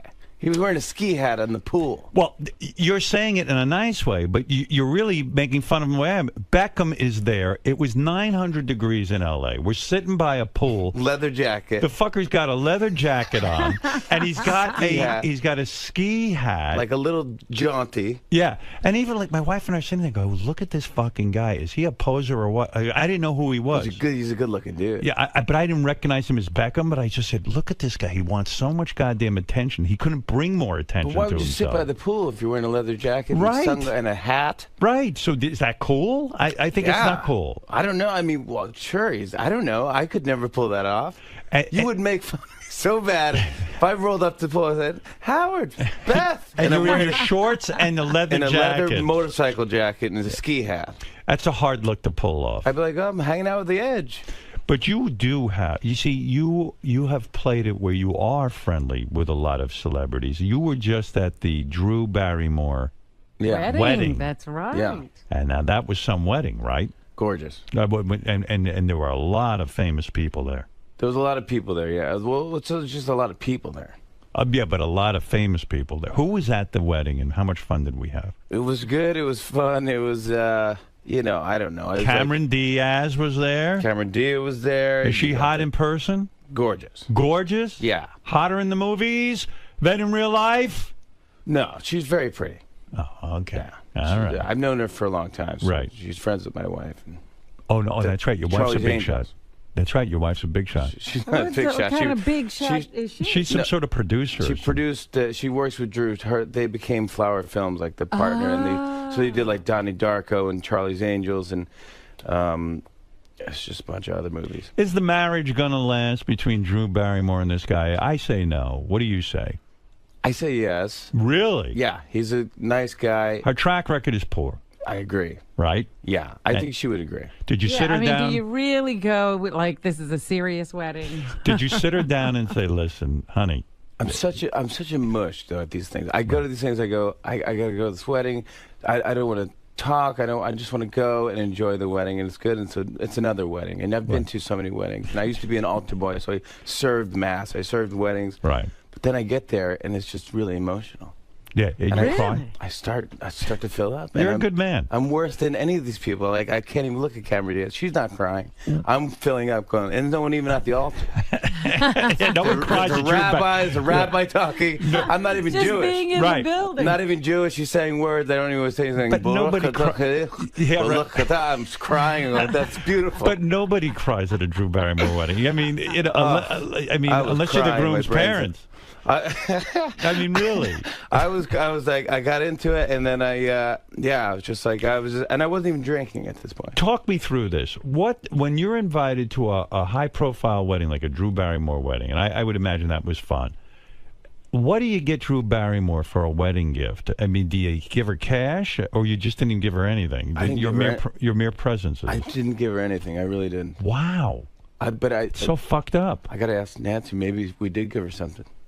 We had to give her something, right? I don't know. I had to travel. That's your gift. I mean, don't you hate that? It's the gift of you. When you have to, it's a destination wedding. Yeah. And you work for a living. Yes. So I have to take off of my work. Right. And fly to where you're getting married. and then give you a gift. And then if they get divorced the week after, I don't want the gift back. Right. I want my time back. That's right. I want my tears back. Yeah, exactly. All the emotion you vested in this thing. I really put a lot into this. But really, you do have to get a gift of some sort. I do, right? Yeah, But don't you have there's a window. I think there's a window. Yeah, you have a year, right? 1 year. Ann Landers said it was 1 year. I read that column. Ann Landers. Religiously. Yeah, she said 1 year. So 1 year, I'll work on something. Oh my gosh, I got her a present. You did? Yes. What'd you get her? Of course. What am I talking about? Go ahead. I got her a painting. Oh. Of her and Will. Will's her husband. Yes. I see. With there's this artist that my wife loves. 𝗵𝗵cie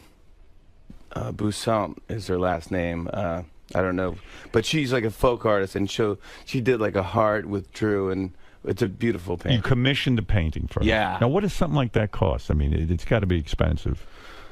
I mean, Nancy handles this She stuff. handles it right. Good. That's why it's good to be married. Yeah, but that could be a weird kind of gift because if they don't like that kind of art.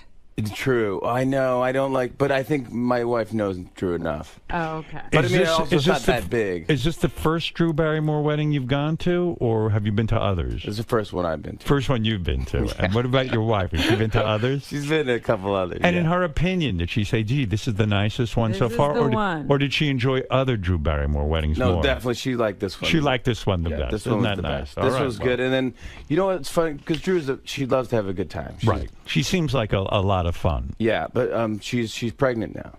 Oh.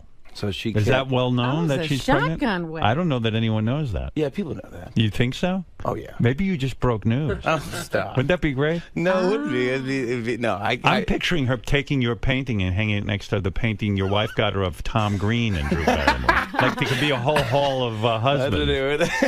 Don't you think that'd be kind of cool? Yeah, like the Vatican. Yeah, right. It's Yeah, all you those see, paintings. Yeah, whenever you marry a guy, you have all new paintings from the Fallons. No, but she had a band go up, and it was a fun. It was. I mean, she knows how to throw, but great food. Right. It's good food. Which you know what happened is I don't look at the. Do you call it a menu when they tell you what's Right. on the Nah, thing? but it's like a menu. Because Right. you can't order off it, but Right. it's telling you what's going to happen with the Yeah. food. And I go, so I'm eating the salad, and I just want to eat because I don't want to get too drunk and just do something ridiculous. So Right. and just want to go home early. So I'm eating in this salad and this thing, then there's fried chicken. So I eat all this fried chicken. I eat like 4 pieces of. I never had more fried chicken. And don't you love when they serve something informal like fried chicken? It's so much better. Fantastic. Right. It was great. It's great. And then they go, well, here's the steak course. I go, oh, I can't because I just ate all this fried chicken. What am I at? One of those Brazilian places? Right. You ever been to those places? All you can eat? Yeah. Where Right. you got But it's all this different meat. Yeah, you have to flip the card over to tell them to stop. Yeah. I didn't know that you have to flip the card to red because I'm just going like, why do you keep offering me this meat? I guess I'll take it. I mean, Right. I'm not going to waste it, but then I have, I'm like it's like a Flintstone. It's gluttonous. It's ridiculous. It's Right, like right. medieval times. It's like the Game of Thrones. Yeah, it's like Game of Thrones. Give me meat. Are you watching it this season? Oh yeah. Oh, I fucking love it. I dropped out. You dropped out of dropped Game? out. Why? I don't know. I couldn't put up the second episode. I don't get this. In other words, there's too many characters, too much dialogue. 150 characters. It's like Twitter. It's like 140. There's Peter Dinklage is just getting blowjobs left and right. And I go, yeah. What world is what this? is this? And that's why it's TV, it's fantasy. Well, people at work, they go, no, this is the way it was back then. I go, it's No, it fiction. wasn't. That's right. It's a made-up world. What do you mean it's back like saying then? that's the way things are in Alice in Wonderland. You mean just be magic? Yeah, you eat a mushroom, you get big. It's like you're basing your fact on fiction. It's not even an argument. I can't even have this argument. So who's at your table at the Drew Barrymore? I mean, imagine a powerful table of wonderful entertainers Yeah, who do all they sit making you jokes. And like you say, you got to be on your game almost because you can't get too drunk. There's a lot of heavy hitters there. Yeah, I was at Drew's table. Oh. So I was with Drew and Will. Oh, my and my goodness. wife Nancy. Nancy had to get up and speak and say something. Is she articulate, your wife? Are Yeah. you embarrassed? Did you help for her with what she had to say? I didn't. I tried to, and then I tried to give her a joke. It just didn't work. What was the joke? Well, I was going to say a joke about something like that. I don't know why. She's just so nervous doing this. I don't know why I try to give her a joke. I say, well, at the end, say, look, now that we're family, Jimmy wants to stay at your parents' summer home this summer because they have a great summer home in Maine. It wasn't even that funny going into it. That was the joke? Yeah. No wonder she didn't use it. What is that? I think she did use it. So it's you, Drew. Yeah. Who else is at the table? Scarlett Johansson was there. Scarlett Johansson's at the table. No, not at the table. She was there. What's she wearing? They're all just look gorgeous. Everyone's dressed up nice But for the with wedding. the titties out and the whole thing, right? Yeah, sure, I guess. Of course. What do you mean, I guess? What, you're not a man? Well, I am a man, but what are you talking about? I don't know what that means. Titty dress. Well, they're flashing things. Girls always have their titties out at these weddings. I don't know. I didn't see You're that. such a polite guy. You won't even look at their titties. I didn't Well, know. they wear those gowns, with the titties. I know you keep saying that, but I don't know what you're talking about. It's All a right. gown. It's a gown. All right. Yeah. And does Drew Barrymore wear white? Does she? She wore white. It looked beautiful. There was Virgin Chanel. or white? Yeah.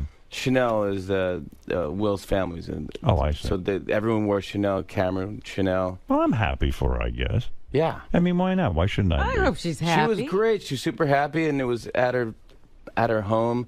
I was at it was Montecito. It was in Montecito. But the mother's not. Drew Barrymore doesn't get along with. I know the mother. I used to have her on the show all the time. She was a firecracker. Yeah. But the mother doesn't get to go to the wedding, right? No. Wow. Yeah.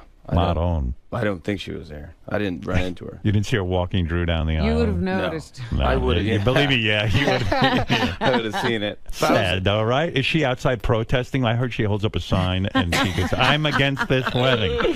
I didn't see that either. No. Yeah, it's sad, right? Well, yeah, I guess so. I mean, it's a bummer. It's like you just, I don't know. I don't know the whole scoop, so. Right. You don't get involved that way. But this is a weird story. So I go to, my wife's getting ready for all the bridesmaids, and so I go out to lunch in Montecito. Right. I'd never been to Montecito. It's beautiful, right? I've never been beach either. place, Yeah. fine. Right.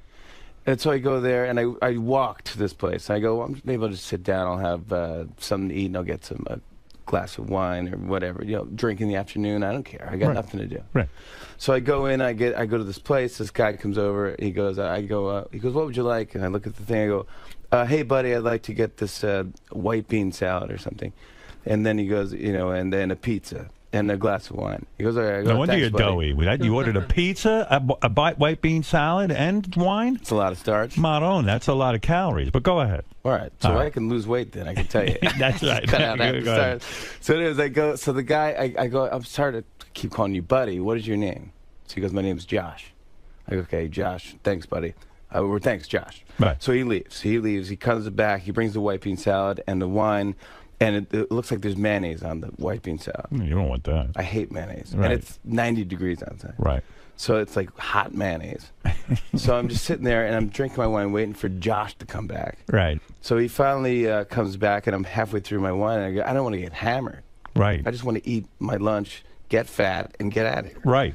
So he comes back, and I go, hey, sorry, Josh, but is there mayonnaise in this thing? He goes, let me check with the chef. So then he leaves again for 3 minutes. So now I'm done with the wine. I'm licking Haven't the bottom eaten of the glass. anything. Now Right. I'm getting buzzed. He comes back and he goes, the chef said it's red wine, it's vinaigrette, and it's the rest is a surprise.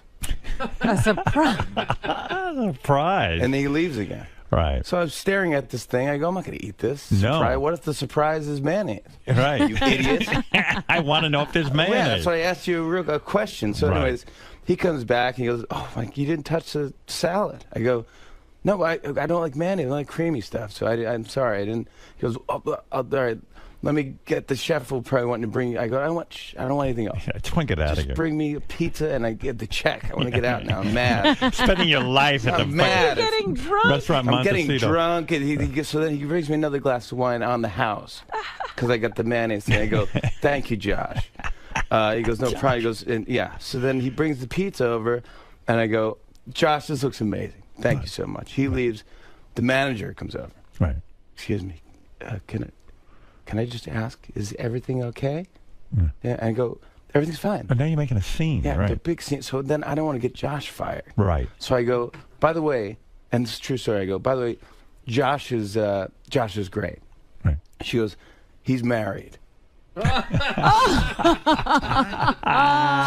I'm hammered. Yeah. I'm hammered. Right. But she thinks I'm hitting on the. I never see Josh again. He leaves. Oh my God. He thinks I was hitting on him. Oh my God. I go, this That's is a amazing. nightmare. Maybe you give off that vibe a little bit.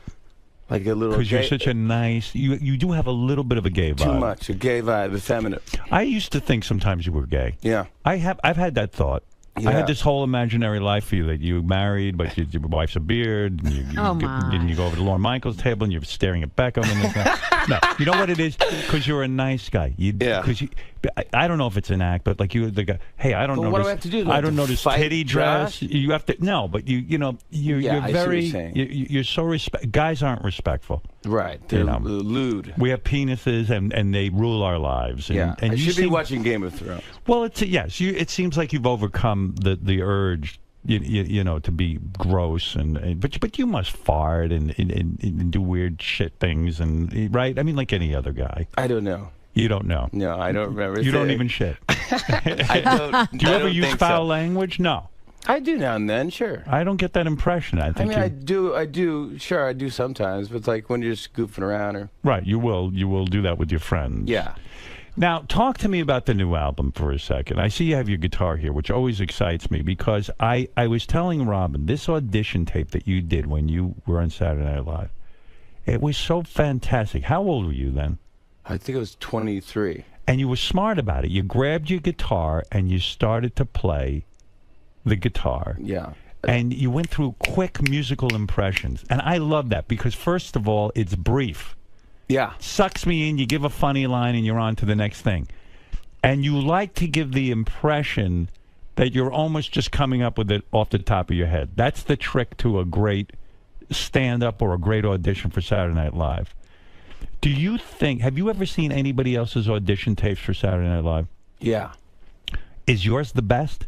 Oh, no. Are you the only guy who ever got a laugh from Lorne Michaels? Because it's legendary. I've talked to other Saturday Night Live guys. It's Brewer. tricky. It's a tough room. It's really tough. It's like no one laughs. He is guffawing through your audition. Like some good laughs. He starts laughing when I did an impression of Adam Sandler, because at the time no one did that. It was fantastic. Oh, thanks. But do Adam Sandler. Come on. There was three phases of Adam. There was like the one part where he just kind of mumbles and he goes like, "How you doing? It's good to see you, Howard. All right, good to be here." And then he goes. Then he does the thing where it's like, you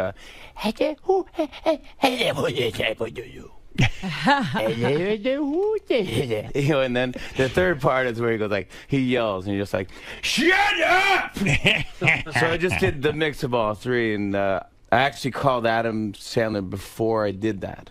You did? Because you want to be respectful? Yeah. Whoa. That's why people think you're gay. Is that why? You're too respectful. I should have said, "Hey, how about those titties?" Yeah, you should have titty dress. Hung up the phone. I'm beating off. And hung up the phone. You know, funny enough, Adam Sandler was almost here today. Now, Adam Sandler and I have a weird background. We don't talk, and I was critical of some of his movies, like no one else was. Oh, he didn't. Were you once on a plane with Adam? Yeah, we didn't talk to each other. Didn't speak. It was incredibly awkward, but I had heard that he was maybe coming in this morning. I was excited He's to sort of... He's the nicest dude. That's what I hear. Ever. Oh, he doesn't care if you don't like his movies? Well, he seems to care. I don't know. He stays away from here. I was very excited to get past all of that. He's absolutely one of the funniest humans on the face of the earth. Yeah, and there's many things I think he does that are funny, hysterically funny. Yeah, me too. But, you know, listen, I got to be honest if I don't like a movie. I don't do that.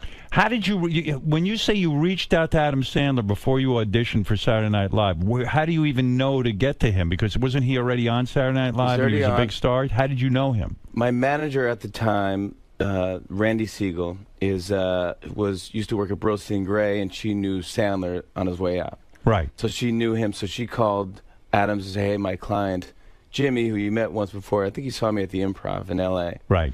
And she said he wants to do an impression of you for Saturday Night Live. Are you cool with that?" And he's like, "Sure." He's like, "Does he want to do it for me?" Like, "He can call me and do it for me." So I go. So I called Tim Hurley. Actually, was his writing partner. Right. Talked to Tim. Tim goes, "All right, here's Adam." Adam got on the phone. He's like, "Hello, how you doing?" "Hey, Jimmy?" I go, "Yeah, this is Jimmy." He goes, "All right, you're going to do an impression? You're going to do do the impression on me?" No, he didn't. So he said, "Do it for me. Let me hear it." So I did the whole thing. And he starts laughing. He goes, "I love it. It's great, kid. Go hit a home run. Go do it." What if Adam had said no to you? Would you have not done? I mean, that probably got you a job on Saturday Night Live and changed your life. You would have said, "I'm not doing it." I probably would have done it anyway.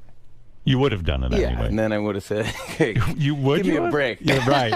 Sorry. Yeah, because man. It's one of your best things. Yeah, that was my big thing. It was my closer, I think. I'm trying to remember what else you did on the audition tape. It was seamless. It was... I did that, and I'm trying to get did Seinfeld. I mean, because Seinfeld was dead on. That is not as easy, because I do, "Hey, yeah. But it doesn't really sound like Seinfeld. You had every inflection down. I had him on the show on Saturday Night Live. We did a bit where Jerry came on the show, and he brought his impression. He changed his impression to match my impression because it was a little off. Right. So I was talking about The Gap, and how they had these new was almost like culottes for men at the Gap. It's called like beach pants or something. So they go, what are these beach pants? Who wears these things to the beach? What kind of a place is the Gap? And he goes, pocket tee? Thanks, Gap. What? You'll refold it? This place is great. They refold your clothes if you don't want them. So we're just yelling back and forth. Isn't it true? I guess you point out that there's 3 phases of Adam Sandler. There's 3 different Jerrys, maybe, I'm thinking. There's a couple. There's the, can you believe you do that? And then you wait to ask the question, and then you yell back the answer.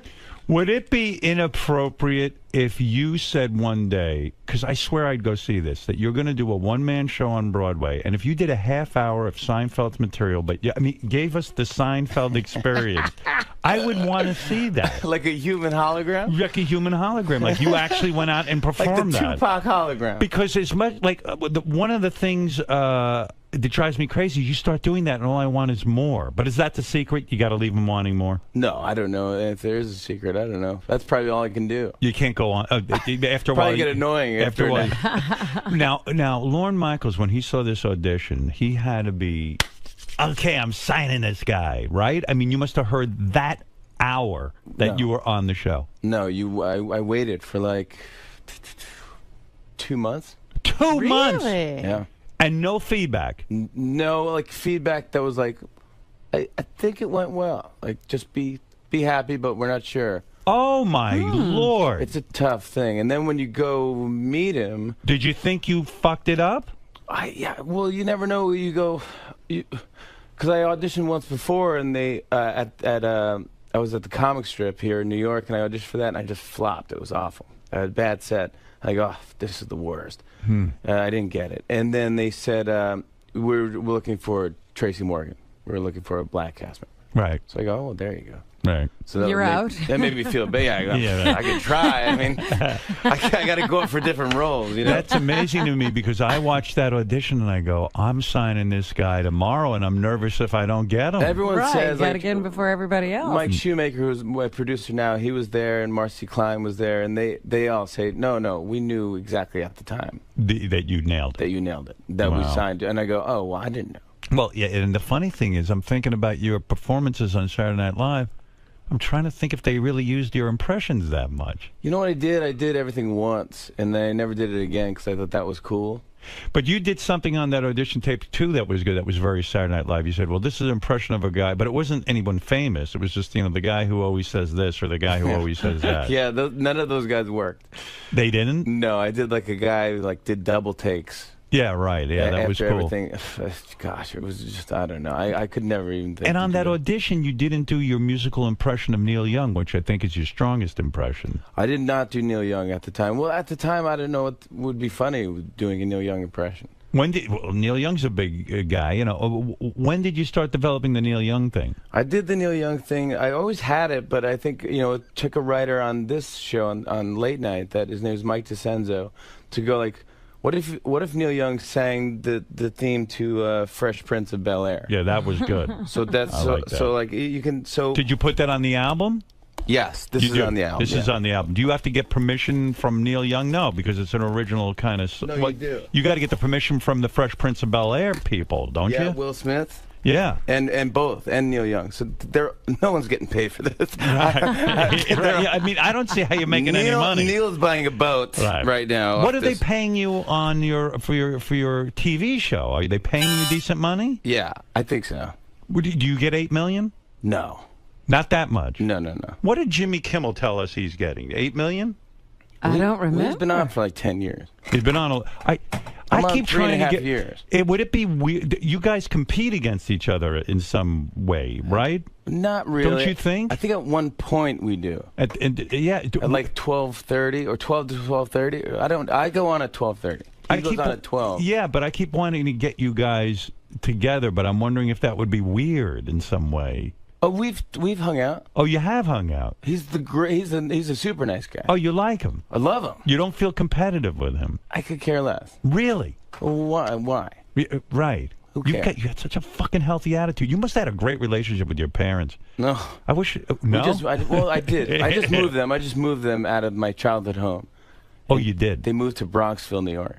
Oh, yeah. You had to sell the house, and you were trying to get someone cool to buy the house? I wanted somebody cool to buy it because I don't want I don't know what's going to happen with somebody. You feel attached to your childhood house? Kind of, yeah, a little bit. What did the house sell for? It didn't sell. Oh, it's still for sale? Still for sale. Where is it? It's in saugerties, New York, which is upstate by Woodstock. And oh, yeah, forget it. You're going to hold on to that thing for the next 10 years. Yeah, I'm up. Nobody's looking in saugerties.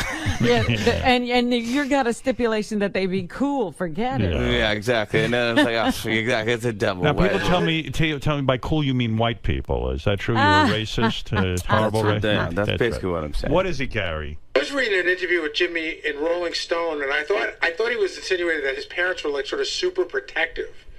Overly protective? They were, yeah. Very too much. My grandfather was a cop from Brooklyn, so my mom had an overprotective childhood. So I think me and my sister weren't allowed. She was my best friend, and we weren't allowed to. We didn't have friends. We just kind of hung out with each other in the backyard. As a result, are you very afraid of the world? Because you strike me as a guy who'll get on a plane, you'll go to California, you go here, you go there, you're sucking the world in. I think I'm interested in that stuff. Because I didn't have that growing up. Like, I love to read Outside magazine. Right. Because I would never do half the stuff in this magazine. See, a guy crosses a crevasse. I'm a very fearful person, so I don't go anywhere. Last night I went to dinner with a couple. They said, Howard, Beth, join us next weekend. Want to put you on our private plane. We're going to go to Paris together. We're going to have an incredible time.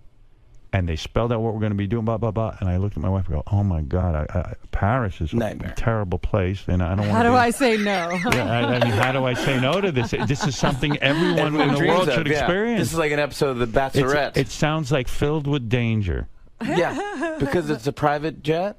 No, because it's just... I just want to be foreign home. land. Yeah, I just want to be home with my dog, and Yeah, it's I like going home. Yeah, you like that too? I like going home. I know my wife. I know she's gonna be like, right. Yeah. We watch the same things. We eat the same stuff. Yeah, I got my food. I got my routine. I barely have enough time to relax. So when I get home, it sounded like a nightmare to me. No, it's just too much work. Too much work. Because you got to reinvent. You got to relive. You go, I don't know how to live here. But a normal person would never turn. Like Robin would be on that plane tomorrow. Absolutely. I mean, a private jet, and this guy is top of the line, and they got rooms and the whole thing. I can't be bothered. Yeah, me too. It just doesn't interest me. Doesn't interest me. I'd rather, seriously, I've heard you say this on the show, but I'd rather sit and stare at a wall. Yeah. And just stare at nothing. Just sit there and go like, this is fantastic. You know what excites me? And this is the sickest fucking thing in the world. You know what I'm doing on, I think it's Thursday or Friday. I forget. I have a coach coming to my house to teach me how to organize. Yeah. And I'm excited about this. My wife would freak out. She loves to organize. I'm excited about this. We're going to come up with little folders and what to put things in. I try to get... I have her booked for the whole day, this person. I tried to get a closet organizer, and she was booked. No, I'm all set, man. What job is this? I would rather do that than go to Paris on a private jet. I just want to make sure it's all figured out. Right. Yeah. I have no time. Yeah, I just want to do that stuff and to make sure it's all figured out. Then I just don't want to... Also, I don't want to bother anybody or just all of your impressions and all of the things that you've absorbed, what were they, through television and sitting at home in your home? And yeah, everything me too. That's it. I just watch TV and you learn the world. TV and radio, and I just grew up with that. My dad would love WCBS FM, and we're up in Saugerties where you don't really get that. So he would have me run wire through the whole house, like through the pipes and stuff. Right. I definitely am gonna die of cancer. I know the whole house is like a microwave. Did you ever try to be a legitimate musician? Because I feel when you do Neil Young, and I've heard you do Bruce Springsteen and all this stuff, that you have a good voice and you do have a certain charisma. But are you hiding behind the impressions? Are we ever going to hear you sing an original song that Jimmy Fallon can do? No way. You would why? Because all the comedians would laugh at you for trying that? Well, I would just personally, I wouldn't want to hear it. Have you ever sat down and written a song? No. Is that true? A serious song? A serious song. Never in my life. Why? I'm not a poet. But you had fantasies. I mean, no one's I've that written good. comedy songs. I'm not a poet. When you were a young man, though, when did you learn guitar? You were a young guy, and you were practicing guitar. You had a fantasy of being a rock star, yes? Yeah, but I just imitated everybody. That was it. I just took a guitar and I imitated, and I learned the song, and I would imitate. I'd do Roy Orbison or, You could do Roy Orbison? I could. You can't do it now? I don't think I could hit those notes. If probably a couple drinks in me, I could scream crying. What's the one musical impression you do that you have yet to show the public? Gosh. I've never heard you do Roy Orbison. I mean, it wouldn't. I couldn't even do it. Yeah, I got to really be into it and belt it out. What's your best impression? Is it Neil Young, you think? I mean, Neil's probably the best. I mean, we did The Doors on the show. We did The Doors. I've never seen anyone do like Jim Morrison to be funny. Yeah, so right. We did The Doors singing the theme to Reading Rainbow. I saw that one. That was good. That went well. That was good. And we shot it like it was Ed Sullivan from 67 or whatever. It was pretty cool. This show is the best venue for you. I mean, you don't have to sit there with those other fucking cast members from Saturday Night Live. It's your own Sharing thing. time. Yeah, you don't have to share time with them. Fighting you for know what I mean? Think about it. Spot. It is really the dream job for you, I guess. Yeah. Although it's fantastic. It's great. And you don't have to worry about like ratings versus this one or that one. It's I'm like on so late. Are it's you like, dying to do the Tonight Show? No, that's the death. No, don't do it. I told you that. You'll know you're not going to have any fun anymore. They're going to knock you in the head every time the ratings dip. Yeah, They'll I can't drive be you worried crazy. about that stuff. What about Craig Ferguson? Are you friends with him? Yeah. You are? Yeah, I'm friendly with him. How can we be friends with everyone we're at war with? It's like I don't know. Should I have more passion? And I think maybe. I don't know. You want to kill him? No, but it was a funny thing. Kimmel is he's just a smart guy. He's just funny. And this is a funny story. We were at the Emmy Awards, and the year before I just hosted the Emmy Awards. Right. The year before. So the next Emmys come, they want me to present with Kimmel. I go, great. Let's do it. So let's go. So me and Kimmel work out a bit where we're going to fight over the envelope or something like that. And I remember, yes. Yeah. And we're about to go on, and he goes, hey, Jimmy, look at this. And he points at this rundown. It's on a computer screen, and it says, like, Jane Lynch opening, and then first envelope, J. Kimmel / J. Fafon. F-A-F-O-N. F-A-F-O-N.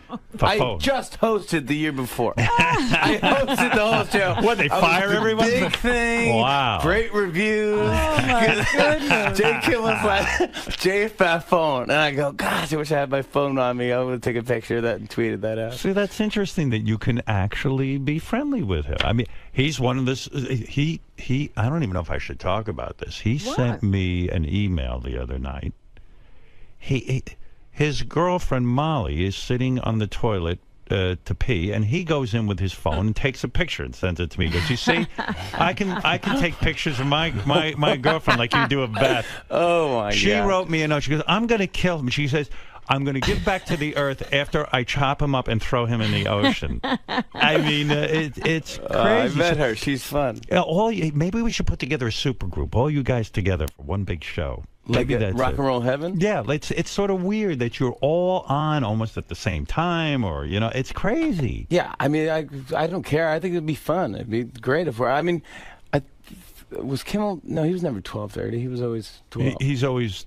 Was he 11:30? No, they won't put him on 12:15 or something. I said, put you on 11:30 with that stupid Nightline. We're 12:37. Remember, he just got 5 minutes. Yeah, he's got to bug up his desk. He wants to get on at 11:30. I said, what do you care? It's so great. We're on 12:37. I want to be on at 12:36. Does it matter? 12:36 is going to change everything. I mean, does it matter if I'm on at 12:41? He's got all kinds of theories. If you get on a little bit early, then your ratings and blah, blah, blah. He's got the whole thing figured out. But then what happens? You don't check the ratings. I don't care. You then don't what care. happens? So what if we had an amazing rating? Right. Now we got to book, the magician every week?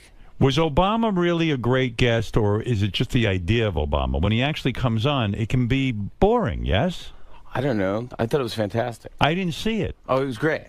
But do you have to be different with him than he's the president, so you got to be respectful. I'm respectful, but I don't change. I'm the same with anyone. Right, but he got up and sang with you. That was exciting, right? He did slow down the news, and You know, when you have the president on the show, they go, he wants to meet you alone. He doesn't want to meet you with an assistant or a stage manager. Oh. When the president arrives, you should greet him.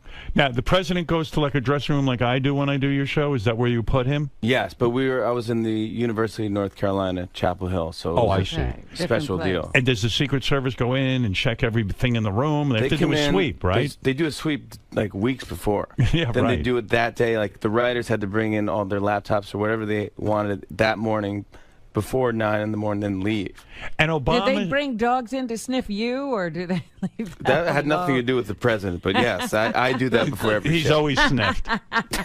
People just love it. Yeah, yeah. And dogs love it. But the president says, rather than have my Secret Service in the room with me, rather than have an assistant with me, I want to be alone with you. Yeah, I just want to I want to be greeted alone so I can say hi alone. Wow. What do you think's up with that? Like, why? I think it's a protocol thing, a respect thing, I guess. Now, are they nervous you might go berserk and beat up the president or get it? I mean, like, seriously. Maybe it makes it a bigger deal. I don't know. Maybe it makes it like it's official. Who tells you that the president wants to be alone with you? 10 people. 10 people? Yeah. And they go, oh, this is very, very... We can't go with you. I go, can my wife go? No, she stays in a separate... She stays 40 feet away or something like that. And all these people, like, you have to go alone. And then... Maybe Obama wanted to know if you were gay and he didn't want to embarrass you. Yeah, maybe he's friends with Josh. You bang your wife many times a week, right? Oh, my gosh. Do you? You just stuck that one in. Yeah, go ahead. No, you can't. We're talking about the president. Oh, sorry. Right. The president. Oh, yeah, sure. No, I'm trying to prove you're not gay. Lest anybody think that. No, right. I'm not gay, I would tell you. All right. Go ahead. All right. But I tell my wife first. All right. But what happened was they go, you have to meet the president by yourself. So I said, okay. So I had one of those signs printed out that the limousine drivers carry at the airport with your name. Yeah, it was President Obama on it, and the limousine waving at him. But are you nervous that you're going to go in there alone? Yeah. I would be yeah. It's kind of weird in a way because I don't know what happens. What if he says like, I'm going to announce World War III? Right. So you walk in. So he comes out. I go. I was waving. I did the joke, and I go, "Hi, I'm Marcus. I'm your escort tonight. You want a water or anything? Let me know." He says, laughing. He goes, "Okay, this is gonna be fun. We're gonna slow jam the news." He goes, "Where's your wife, Nancy?"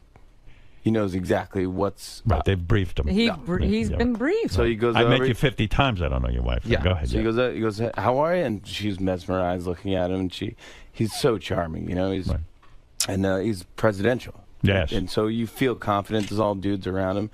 He goes, all right, let's rehearse the sketch. I go, now this is Slow Jam the News. He goes, no, I know the sketch. I've seen it. Seen it with Brian Williams. I can slow jam. I go, okay. So we go over and we look at the sketch from rehearsal on the laptop, and it goes well. And we didn't have to change much. We knew how far we can go for the president. So at the end, Brian Williams usually goes like, oh yeah. It's basically just reading the news, but in an R&B type of sexy thing. Yeah. So at the end, Brian Williams goes, oh yeah. So President Obama was rehearsing. He goes, oh yeah. Oh yeah. I go, come on, oh yeah. I go, can't you give me a little? He goes, no, I can't. That's I go, just give me a little spice on the end, like.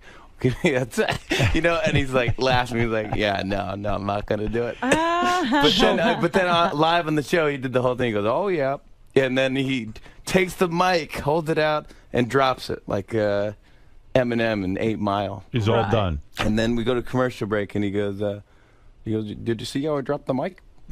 I go, "Yeah, it was unbelievable. It was hilarious." He goes, I improvised that. Proud of myself. He's an entertainer. It was pretty cute. Yeah. I just came up with that. So maybe I'm missing it. It seems like your wife was in the room with you when you. She was 40 feet away or something. I see. She was in the next room. You got to call her in. And all you got to talk about privately was Slow Jam. There was no secret. Nothing. No. You didn't ask him anything sort of like you've always fantasized asking him about. Asking the president about. No. Yeah, well, that's why I called you. I asked your question. I was so proud of myself, and this shows that I've matured. I want to compliment myself now in this portion of the interview. Yeah, what advice did you give? Jimmy asked me to give him advice about interviewing them. He said, and Jimmy was very nice. He goes, "You're a very good interviewer. What would you do if you asked the president?" And I was joking around on your show, but I do exactly. But you gave me a real good question. Yeah, and I wrote down, and I'm not kidding. I said to my wife, "Why should I help Jimmy? What if he has a great?" He goes, "I'm looking for a great moment." I go, "If Jimmy has a great moment, what do I get? What do I get out of that?" Right. And like, Jimmy who wants him becoming prospers from that, and you get nothing. Because I'm the opposite of Jimmy. I don't think about other people doing well. I don't like when other people do well. Yeah. And then I said, that's what my psychiatrist's been talking about.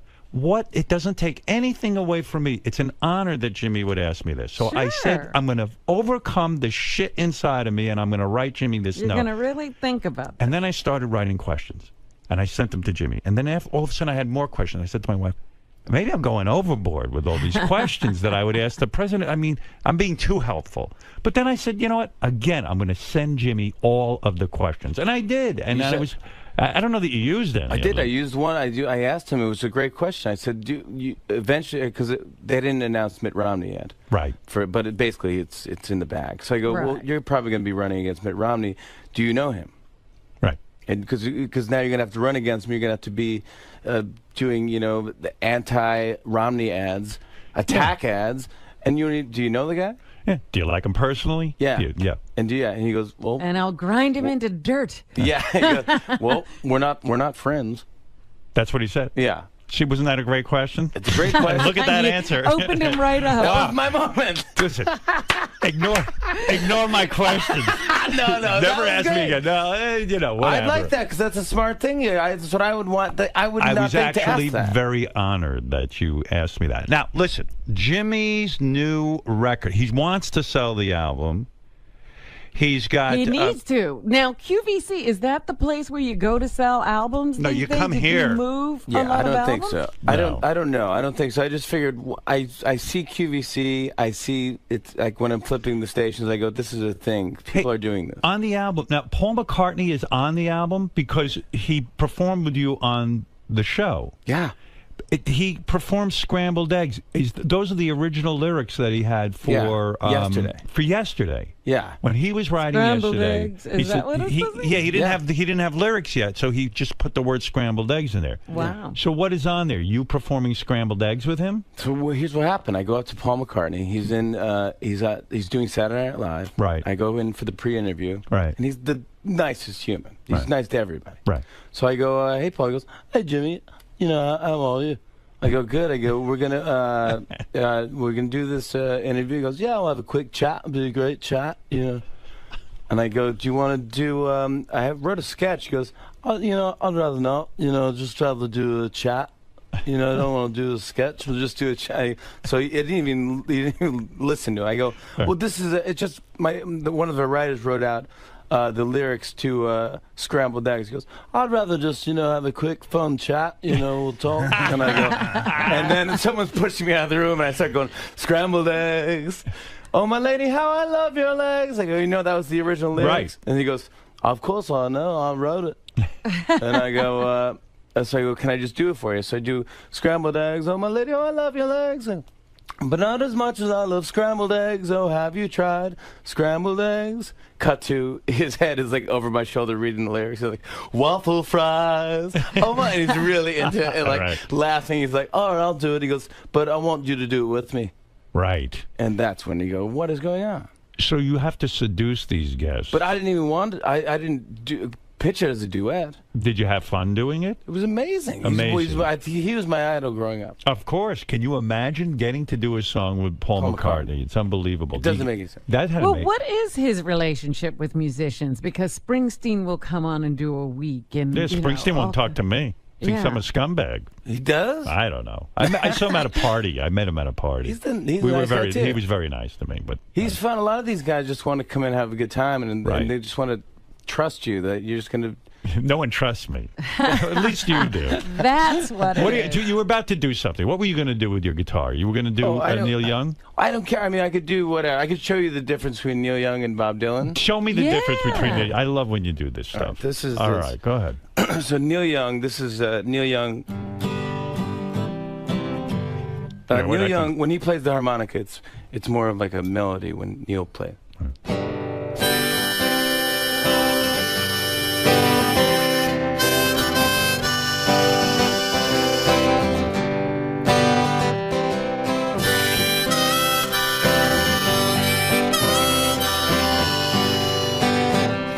basically Neil Young. I was on your show one night when you were doing some impression. I don't remember what it was, but I was so bummed because that meant you had to stop down and take like 20 minutes to get into your makeup. And I go, oh, get me the fuck out of here.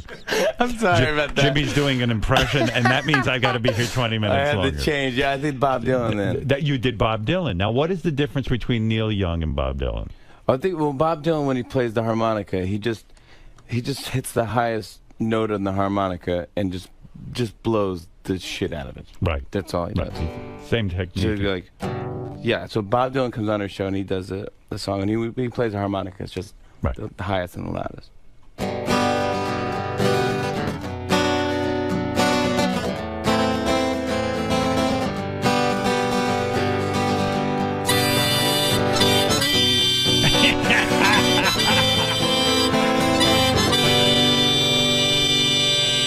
You see, now that's a great observation.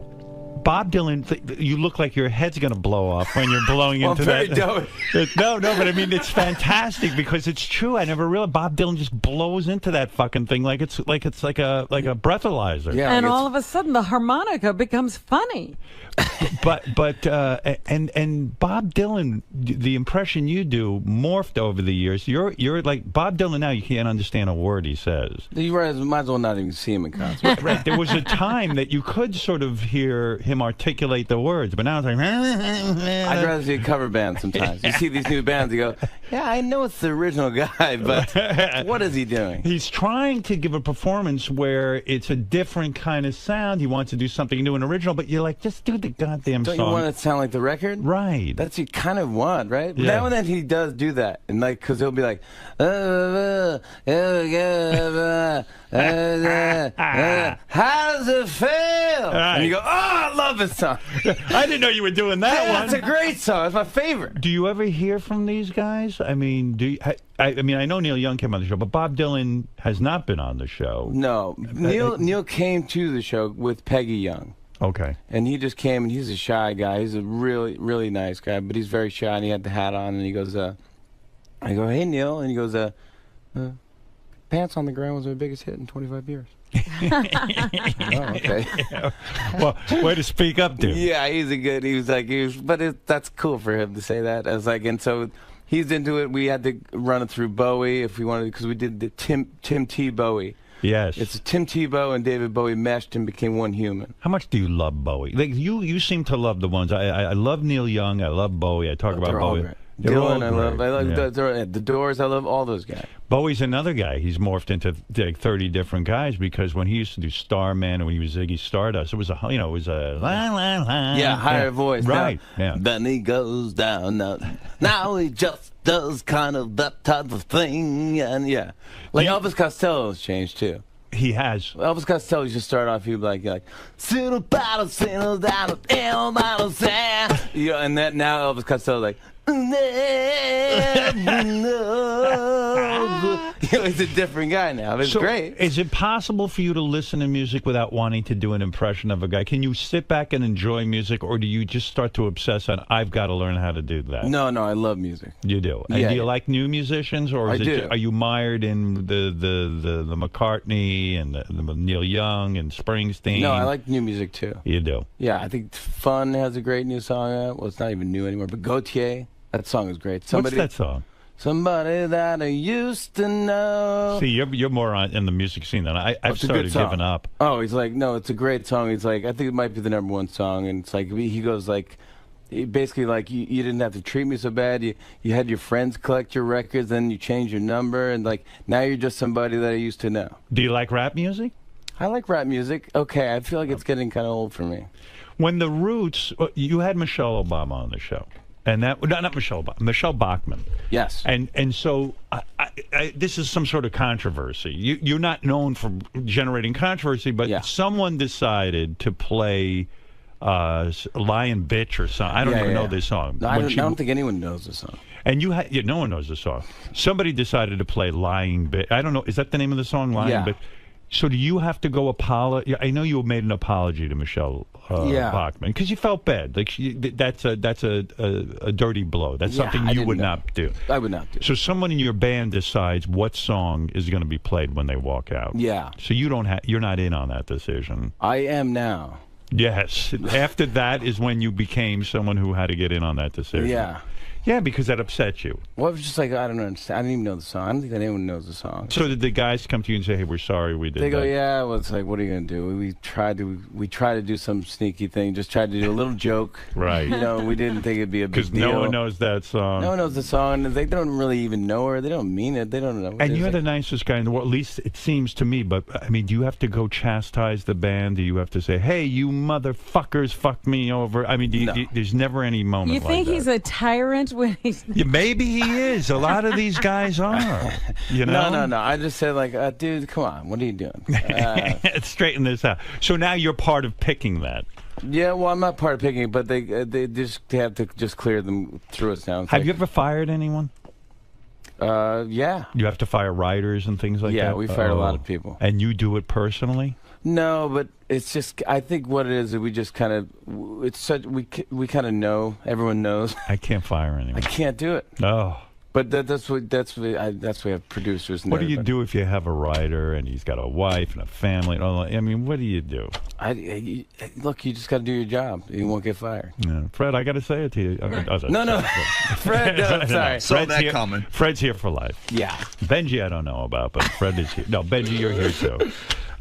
So let's plug the album. Let's really get people motivated to get this album so that you can make like 3 cents. I appreciate it. Yeah. It's a good record. It's got a lot of guest stars on it. Jimmy's new album, Blow Your Pants Off, is in stores now. Let's talk about some of the guest stars. We have McCartney. Yes. We have Bruce Springsteen. Yep, singing "Whip My Hair." We have Justin Timberlake. That was a great moment. That "Whip My Hair." Whip my hair back and Whip forth. my hair. That was back crazy. And forth. And That was the crazy. fact that he did that was so cool. Yeah, it is cool. It was amazing, and it was like we put the wig on him and the hat and the glasses and the beard. Like it was Bruce's idea to dress as 70s Bruce. And don't you think before you ask him that he's just going to go, no, I don't want to do that. It's not, I'm a serious musician kind of thing. I didn't ask him. So I asked him to do the duet, but then he goes, maybe I should do like a 70s Bruce. I go, yeah. You're going to get it? Would you wear like a costume? He's like, yeah. Yeah, because he had the hat on like he used to wear. He brought his own sunglasses from the Born to Run tour. Yeah, he looked like the 70s Bruce. People thought it was fake. People thought it was like a writer imitating or a lookalike. And that's a big deal when you get a Bruce Springsteen Bruce to do something Springsteen like doing that. this, and it was amazing, and he killed it. And it gives you credibility. I called, so I said, do you want to sing the Neil Young version of "Whip My Hair"? And he goes, yeah, I'm not familiar with that song. Somehow I knew that. So I sent him the thing, and I sent him our version of it, and he goes, I love it. It's good. It's great. I love it. Do you send, when a guy like Bruce Springsteen agrees to do a bit like that, do you send him a gift afterwards? Do you have something? Do you call him? What do A painting. You sent them a painting? No, I'm just kidding. No. Was it a painting of Drew Barrymore and her husband? Yeah, exactly. You just re-roll those out? Re-roll the same one out. Right. I don't give him a gift. Right. Why give him a gift? Fuck him. Well, I mean, I don't want to fuck him. But I mean, I don't know. I mean, why? I think I don't know. That's right. Okay, I'm just curious how you run the show. And should you? Yeah, because yes, I think you should send him a gift. I should. Yeah, I wouldn't send him one, but you should. You're a nice guy. I'm not. But like, what is a good gift? I don't want to send somebody like wine or something, right? A bottle of. What about a sweater? A sweater. Send him a sweater. I don't know. Justin Timberlake is on the album. We do the history of rap. That's one of the songs on the record that cost the most because we had to clear like 15 rap songs. And the book Thank You Notes 2 Thank You Notes did very well. Yeah, was a bestseller. Yeah, number 2 did good too. And Thank You Notes is the bit you do on your show. It's a funny bit that you do, and you put it in book form. Yeah. And now you have Thank You Notes too. Yeah, so you can read the jokes at home, and this one's got like a thing in it, so it plays the piano that the Roots play during the bit, so it's fun. And the book is a good idea because it gets people out there. They're thinking about you, and you reach a broader audience. Yeah. Right. It seems that all of these outside projects are to get people's attention as opposed to make money. Yeah. Yes. I think that's what it is, because I'm on so late. It's like... Jimmy wants attention. I really need. He needs attention. Yeah. Do you get enough attention now? Because you are a guy who needs attention. Oh my gosh, I get too much attention. Yeah, and you go home and you just sit there and you wait for the next show. Yeah. Yeah, but you're not a sad sack like Letterman. You don't sit there and... No. And your hobby isn't working on cars like Jay Leno. I can't get into cars. Not, you know, it's funny. I was talking to Jay Leno, and I know you don't like him, so I won't talk about him that much. No, talk about him. Go ahead. But because I was thinking about getting a vintage car. Were you? Well, I live out, I got a place out in the Hamptons. Right. And I should get a convertible and drive around and be a cool guy. Right. All of them drive around. Yeah, and these cool cars, vintage cars. So I go, what do you so I'm really researching this. I look into it, and I'm just not a car guy. Right. I'm awful. I'm I an could awful care driver. less. I could care less. And I'm not a good driver. I just want airbags. And if you drive around in a vintage car, everyone's going to notice you, and you're going to look like a big douchebag. You're a real jerk. Right, And then, but I just don't know what I'm. Also, I don't know what I'm talking about. Right. So I go, Jay, what do you think about this? Should I get a Porsche 60 something Porsche? He goes, I mean, do you like cars? I go, not really. I mean, I don't really like cars. He goes, then don't get a car. Right. He goes, get a truck. Yeah. I go, I don't even know if I like trucks. I got nothing to put in the back of it or whatever. He's like, he goes, here's the thing. He goes, I love cars. Right. If it breaks down, that makes me happy because I want to fix it and see how it works. Right. That interests me. Right. I go, that would never interest me. Yeah, I would give it to somebody and I'd have them fix it for me. If you want to go retro, get like the Amish have a horse and a carriage, and you drive around the Hamptons in that, and everyone will love it. The buggy and horse. Yeah, that's a good idea. But you need a hobby. That's what it is. You need a hobby. Like I'm into photography. I'm a photographer. You still into that? Oh yeah, big time. Because I remember you were getting into it. Oh with yeah. the Beckham day. Yeah, big time. You do. So you know aperture. Aperture, of course. That's a big word. That's right. I've heard of that. That's where it loses me when I get a camera. No, I like it. I like the sort of the mathematics. No, I do, yeah. Oh, yeah. No, I get out of it. I go, I don't know, aperture. Yeah, you need a hobby. That's all. Because you're not busy enough. All right. And when are you having children? I'll get into that. I got to talk to Josh. Are you going to have kids? Yeah. You are? Yeah. You think you'll be a good dad? Yeah. I think you'll be a good dad. I think I'd be fun dad. Will you lock the kids up in the house and not let them out like you were raised? Yeah, they're not allowed to leave. No, okay. All right, listen. Everybody, excuse me. Everybody loves Jimmy Fallon. He does it all. He does bits. He interviews. He tells jokes. Yeah. Whatever you want from him, he'll do. He tap dances. And the Bee Gees guy died. He was on my show. He was a great guy. Robin talented. All the good guys. Oh, who's the good harmonies out there now? Crosby, Stills, and Nash? No, yeah, but nobody does harmonies anymore. No. They don't make records like that The Bee Gees anymore. are just amazing. Amazing. The Beach Boys had great harmonies. They did. But Robin Gibb was one of the greatest guests I ever had on my show. He came in with his wife. They were swingers. And he would talk about threesomes with his wife. And the whole thing. Right, Robin? Yes, he did. He opened up. He came in and told he had like 10 jokes ready to go. Yeah, he was a great guy. We did Justin and I did the Gibb brothers on Saturday Night Live. And that's tough to do, right? Well, Barry Gibb? Yeah. It's up there. I love them, so I think it's just me singing. Doing what is it? It's more like, it's kind of like Aaron Neville. This is kind of the same impression, where it's like, look the feel of cotton. You know? I don't know much, but I know I love you. It's almost like someone's taking the volume up and down.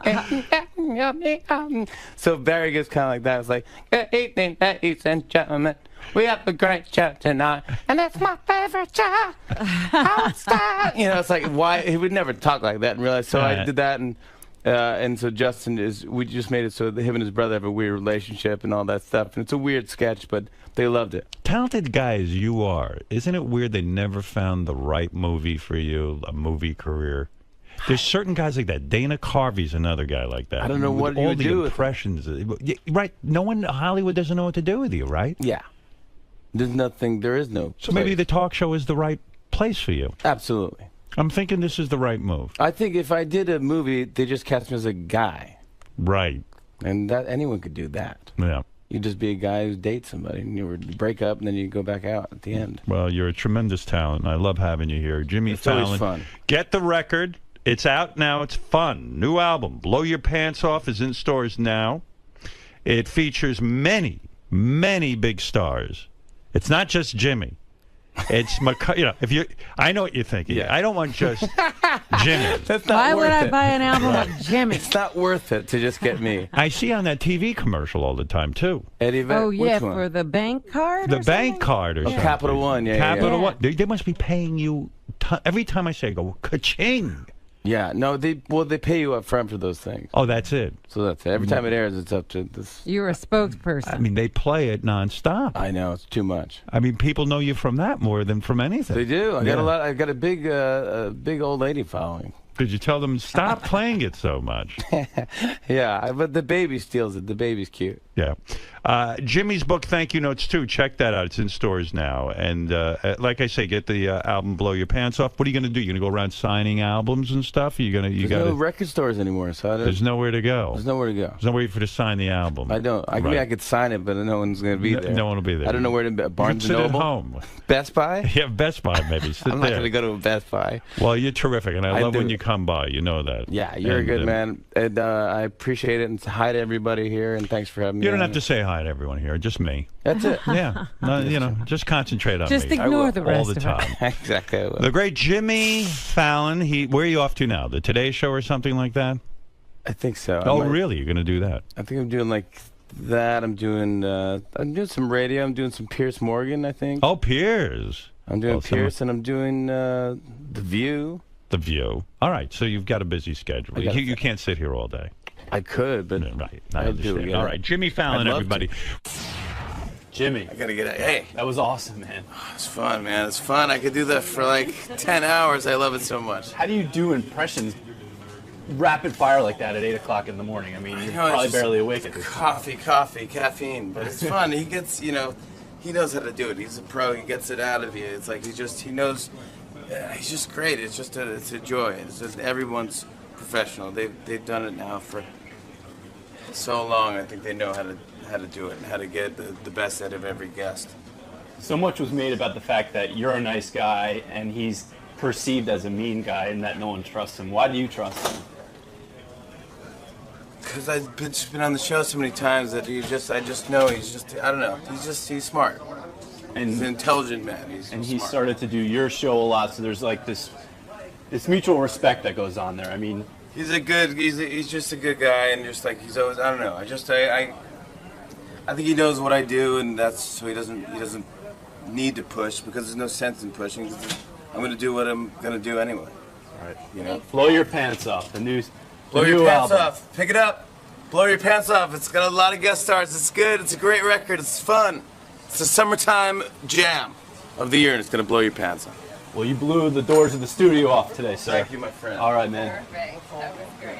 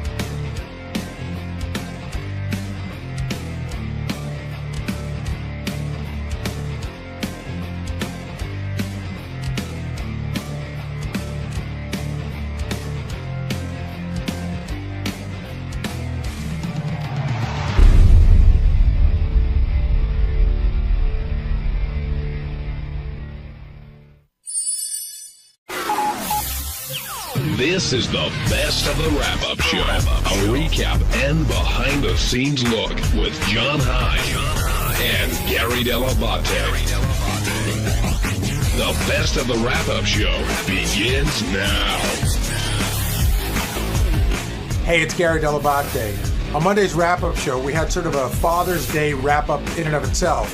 Fred was there, Scott DePace was there, John Hind, and his fathers. We talked about what it's like raising boys versus raising girls, coaching, all the craziness that goes on with being a father. Here's what happened.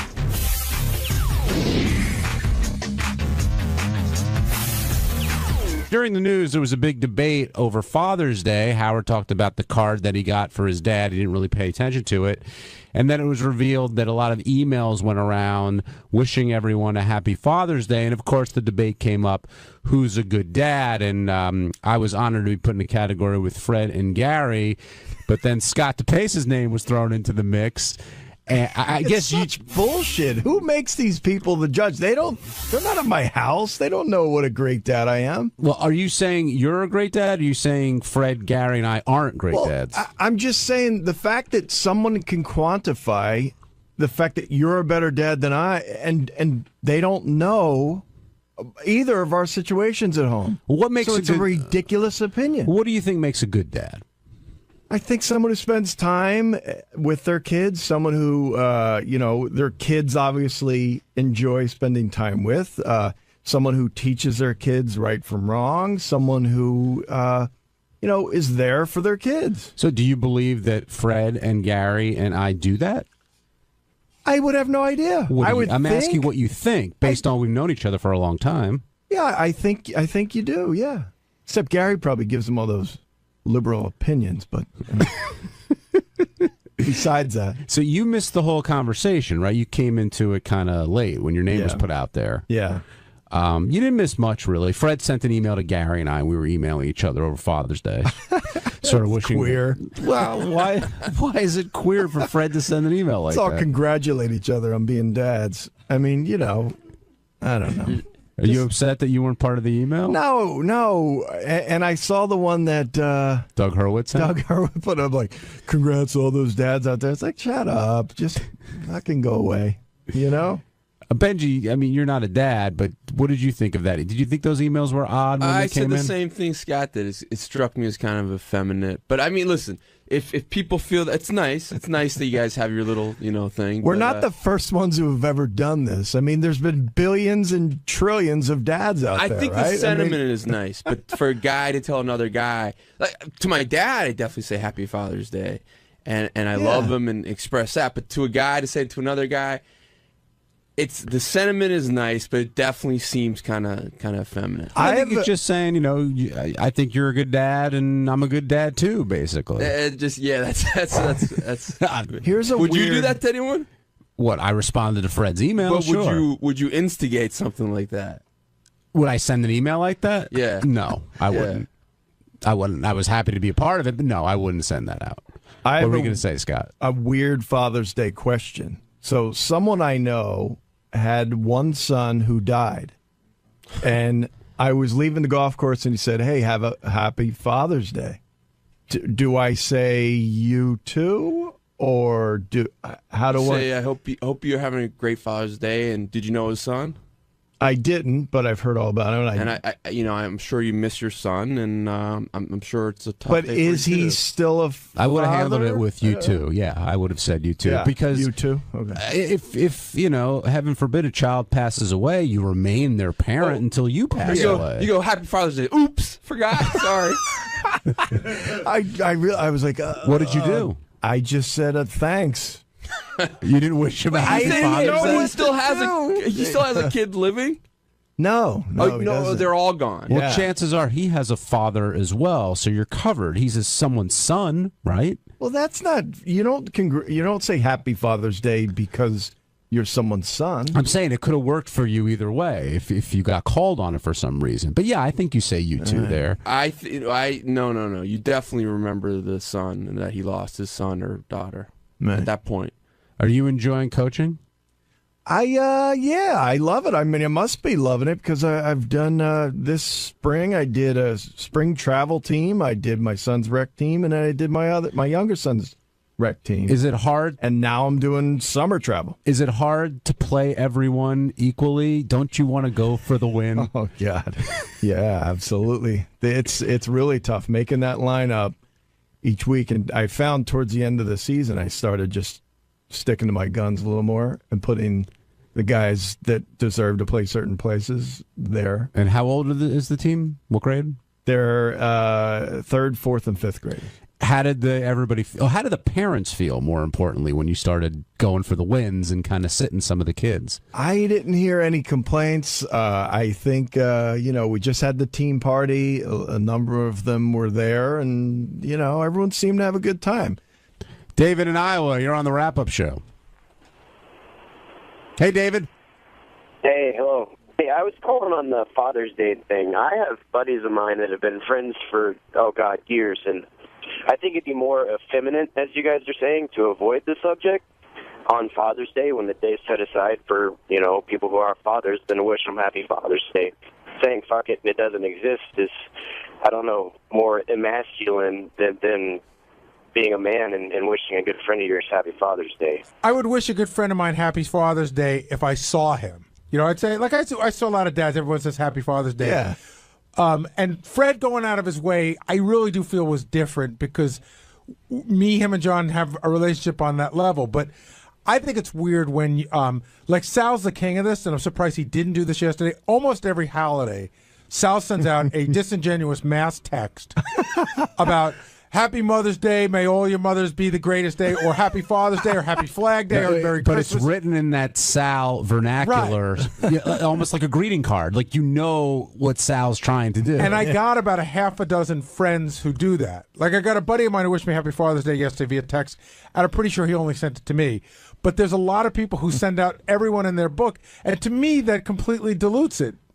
Yeah, it's just weird taking the time to type it out and doing all that stuff. I mean, if you see someone, that's one thing, but yeah, but also to say Happy Father's Day. Maybe you say, "I hope you're having a good Father's Day." Well, that's what I got. Yeah, but to say Happy Father's Day there's nothing wrong with that. I think it is. Why?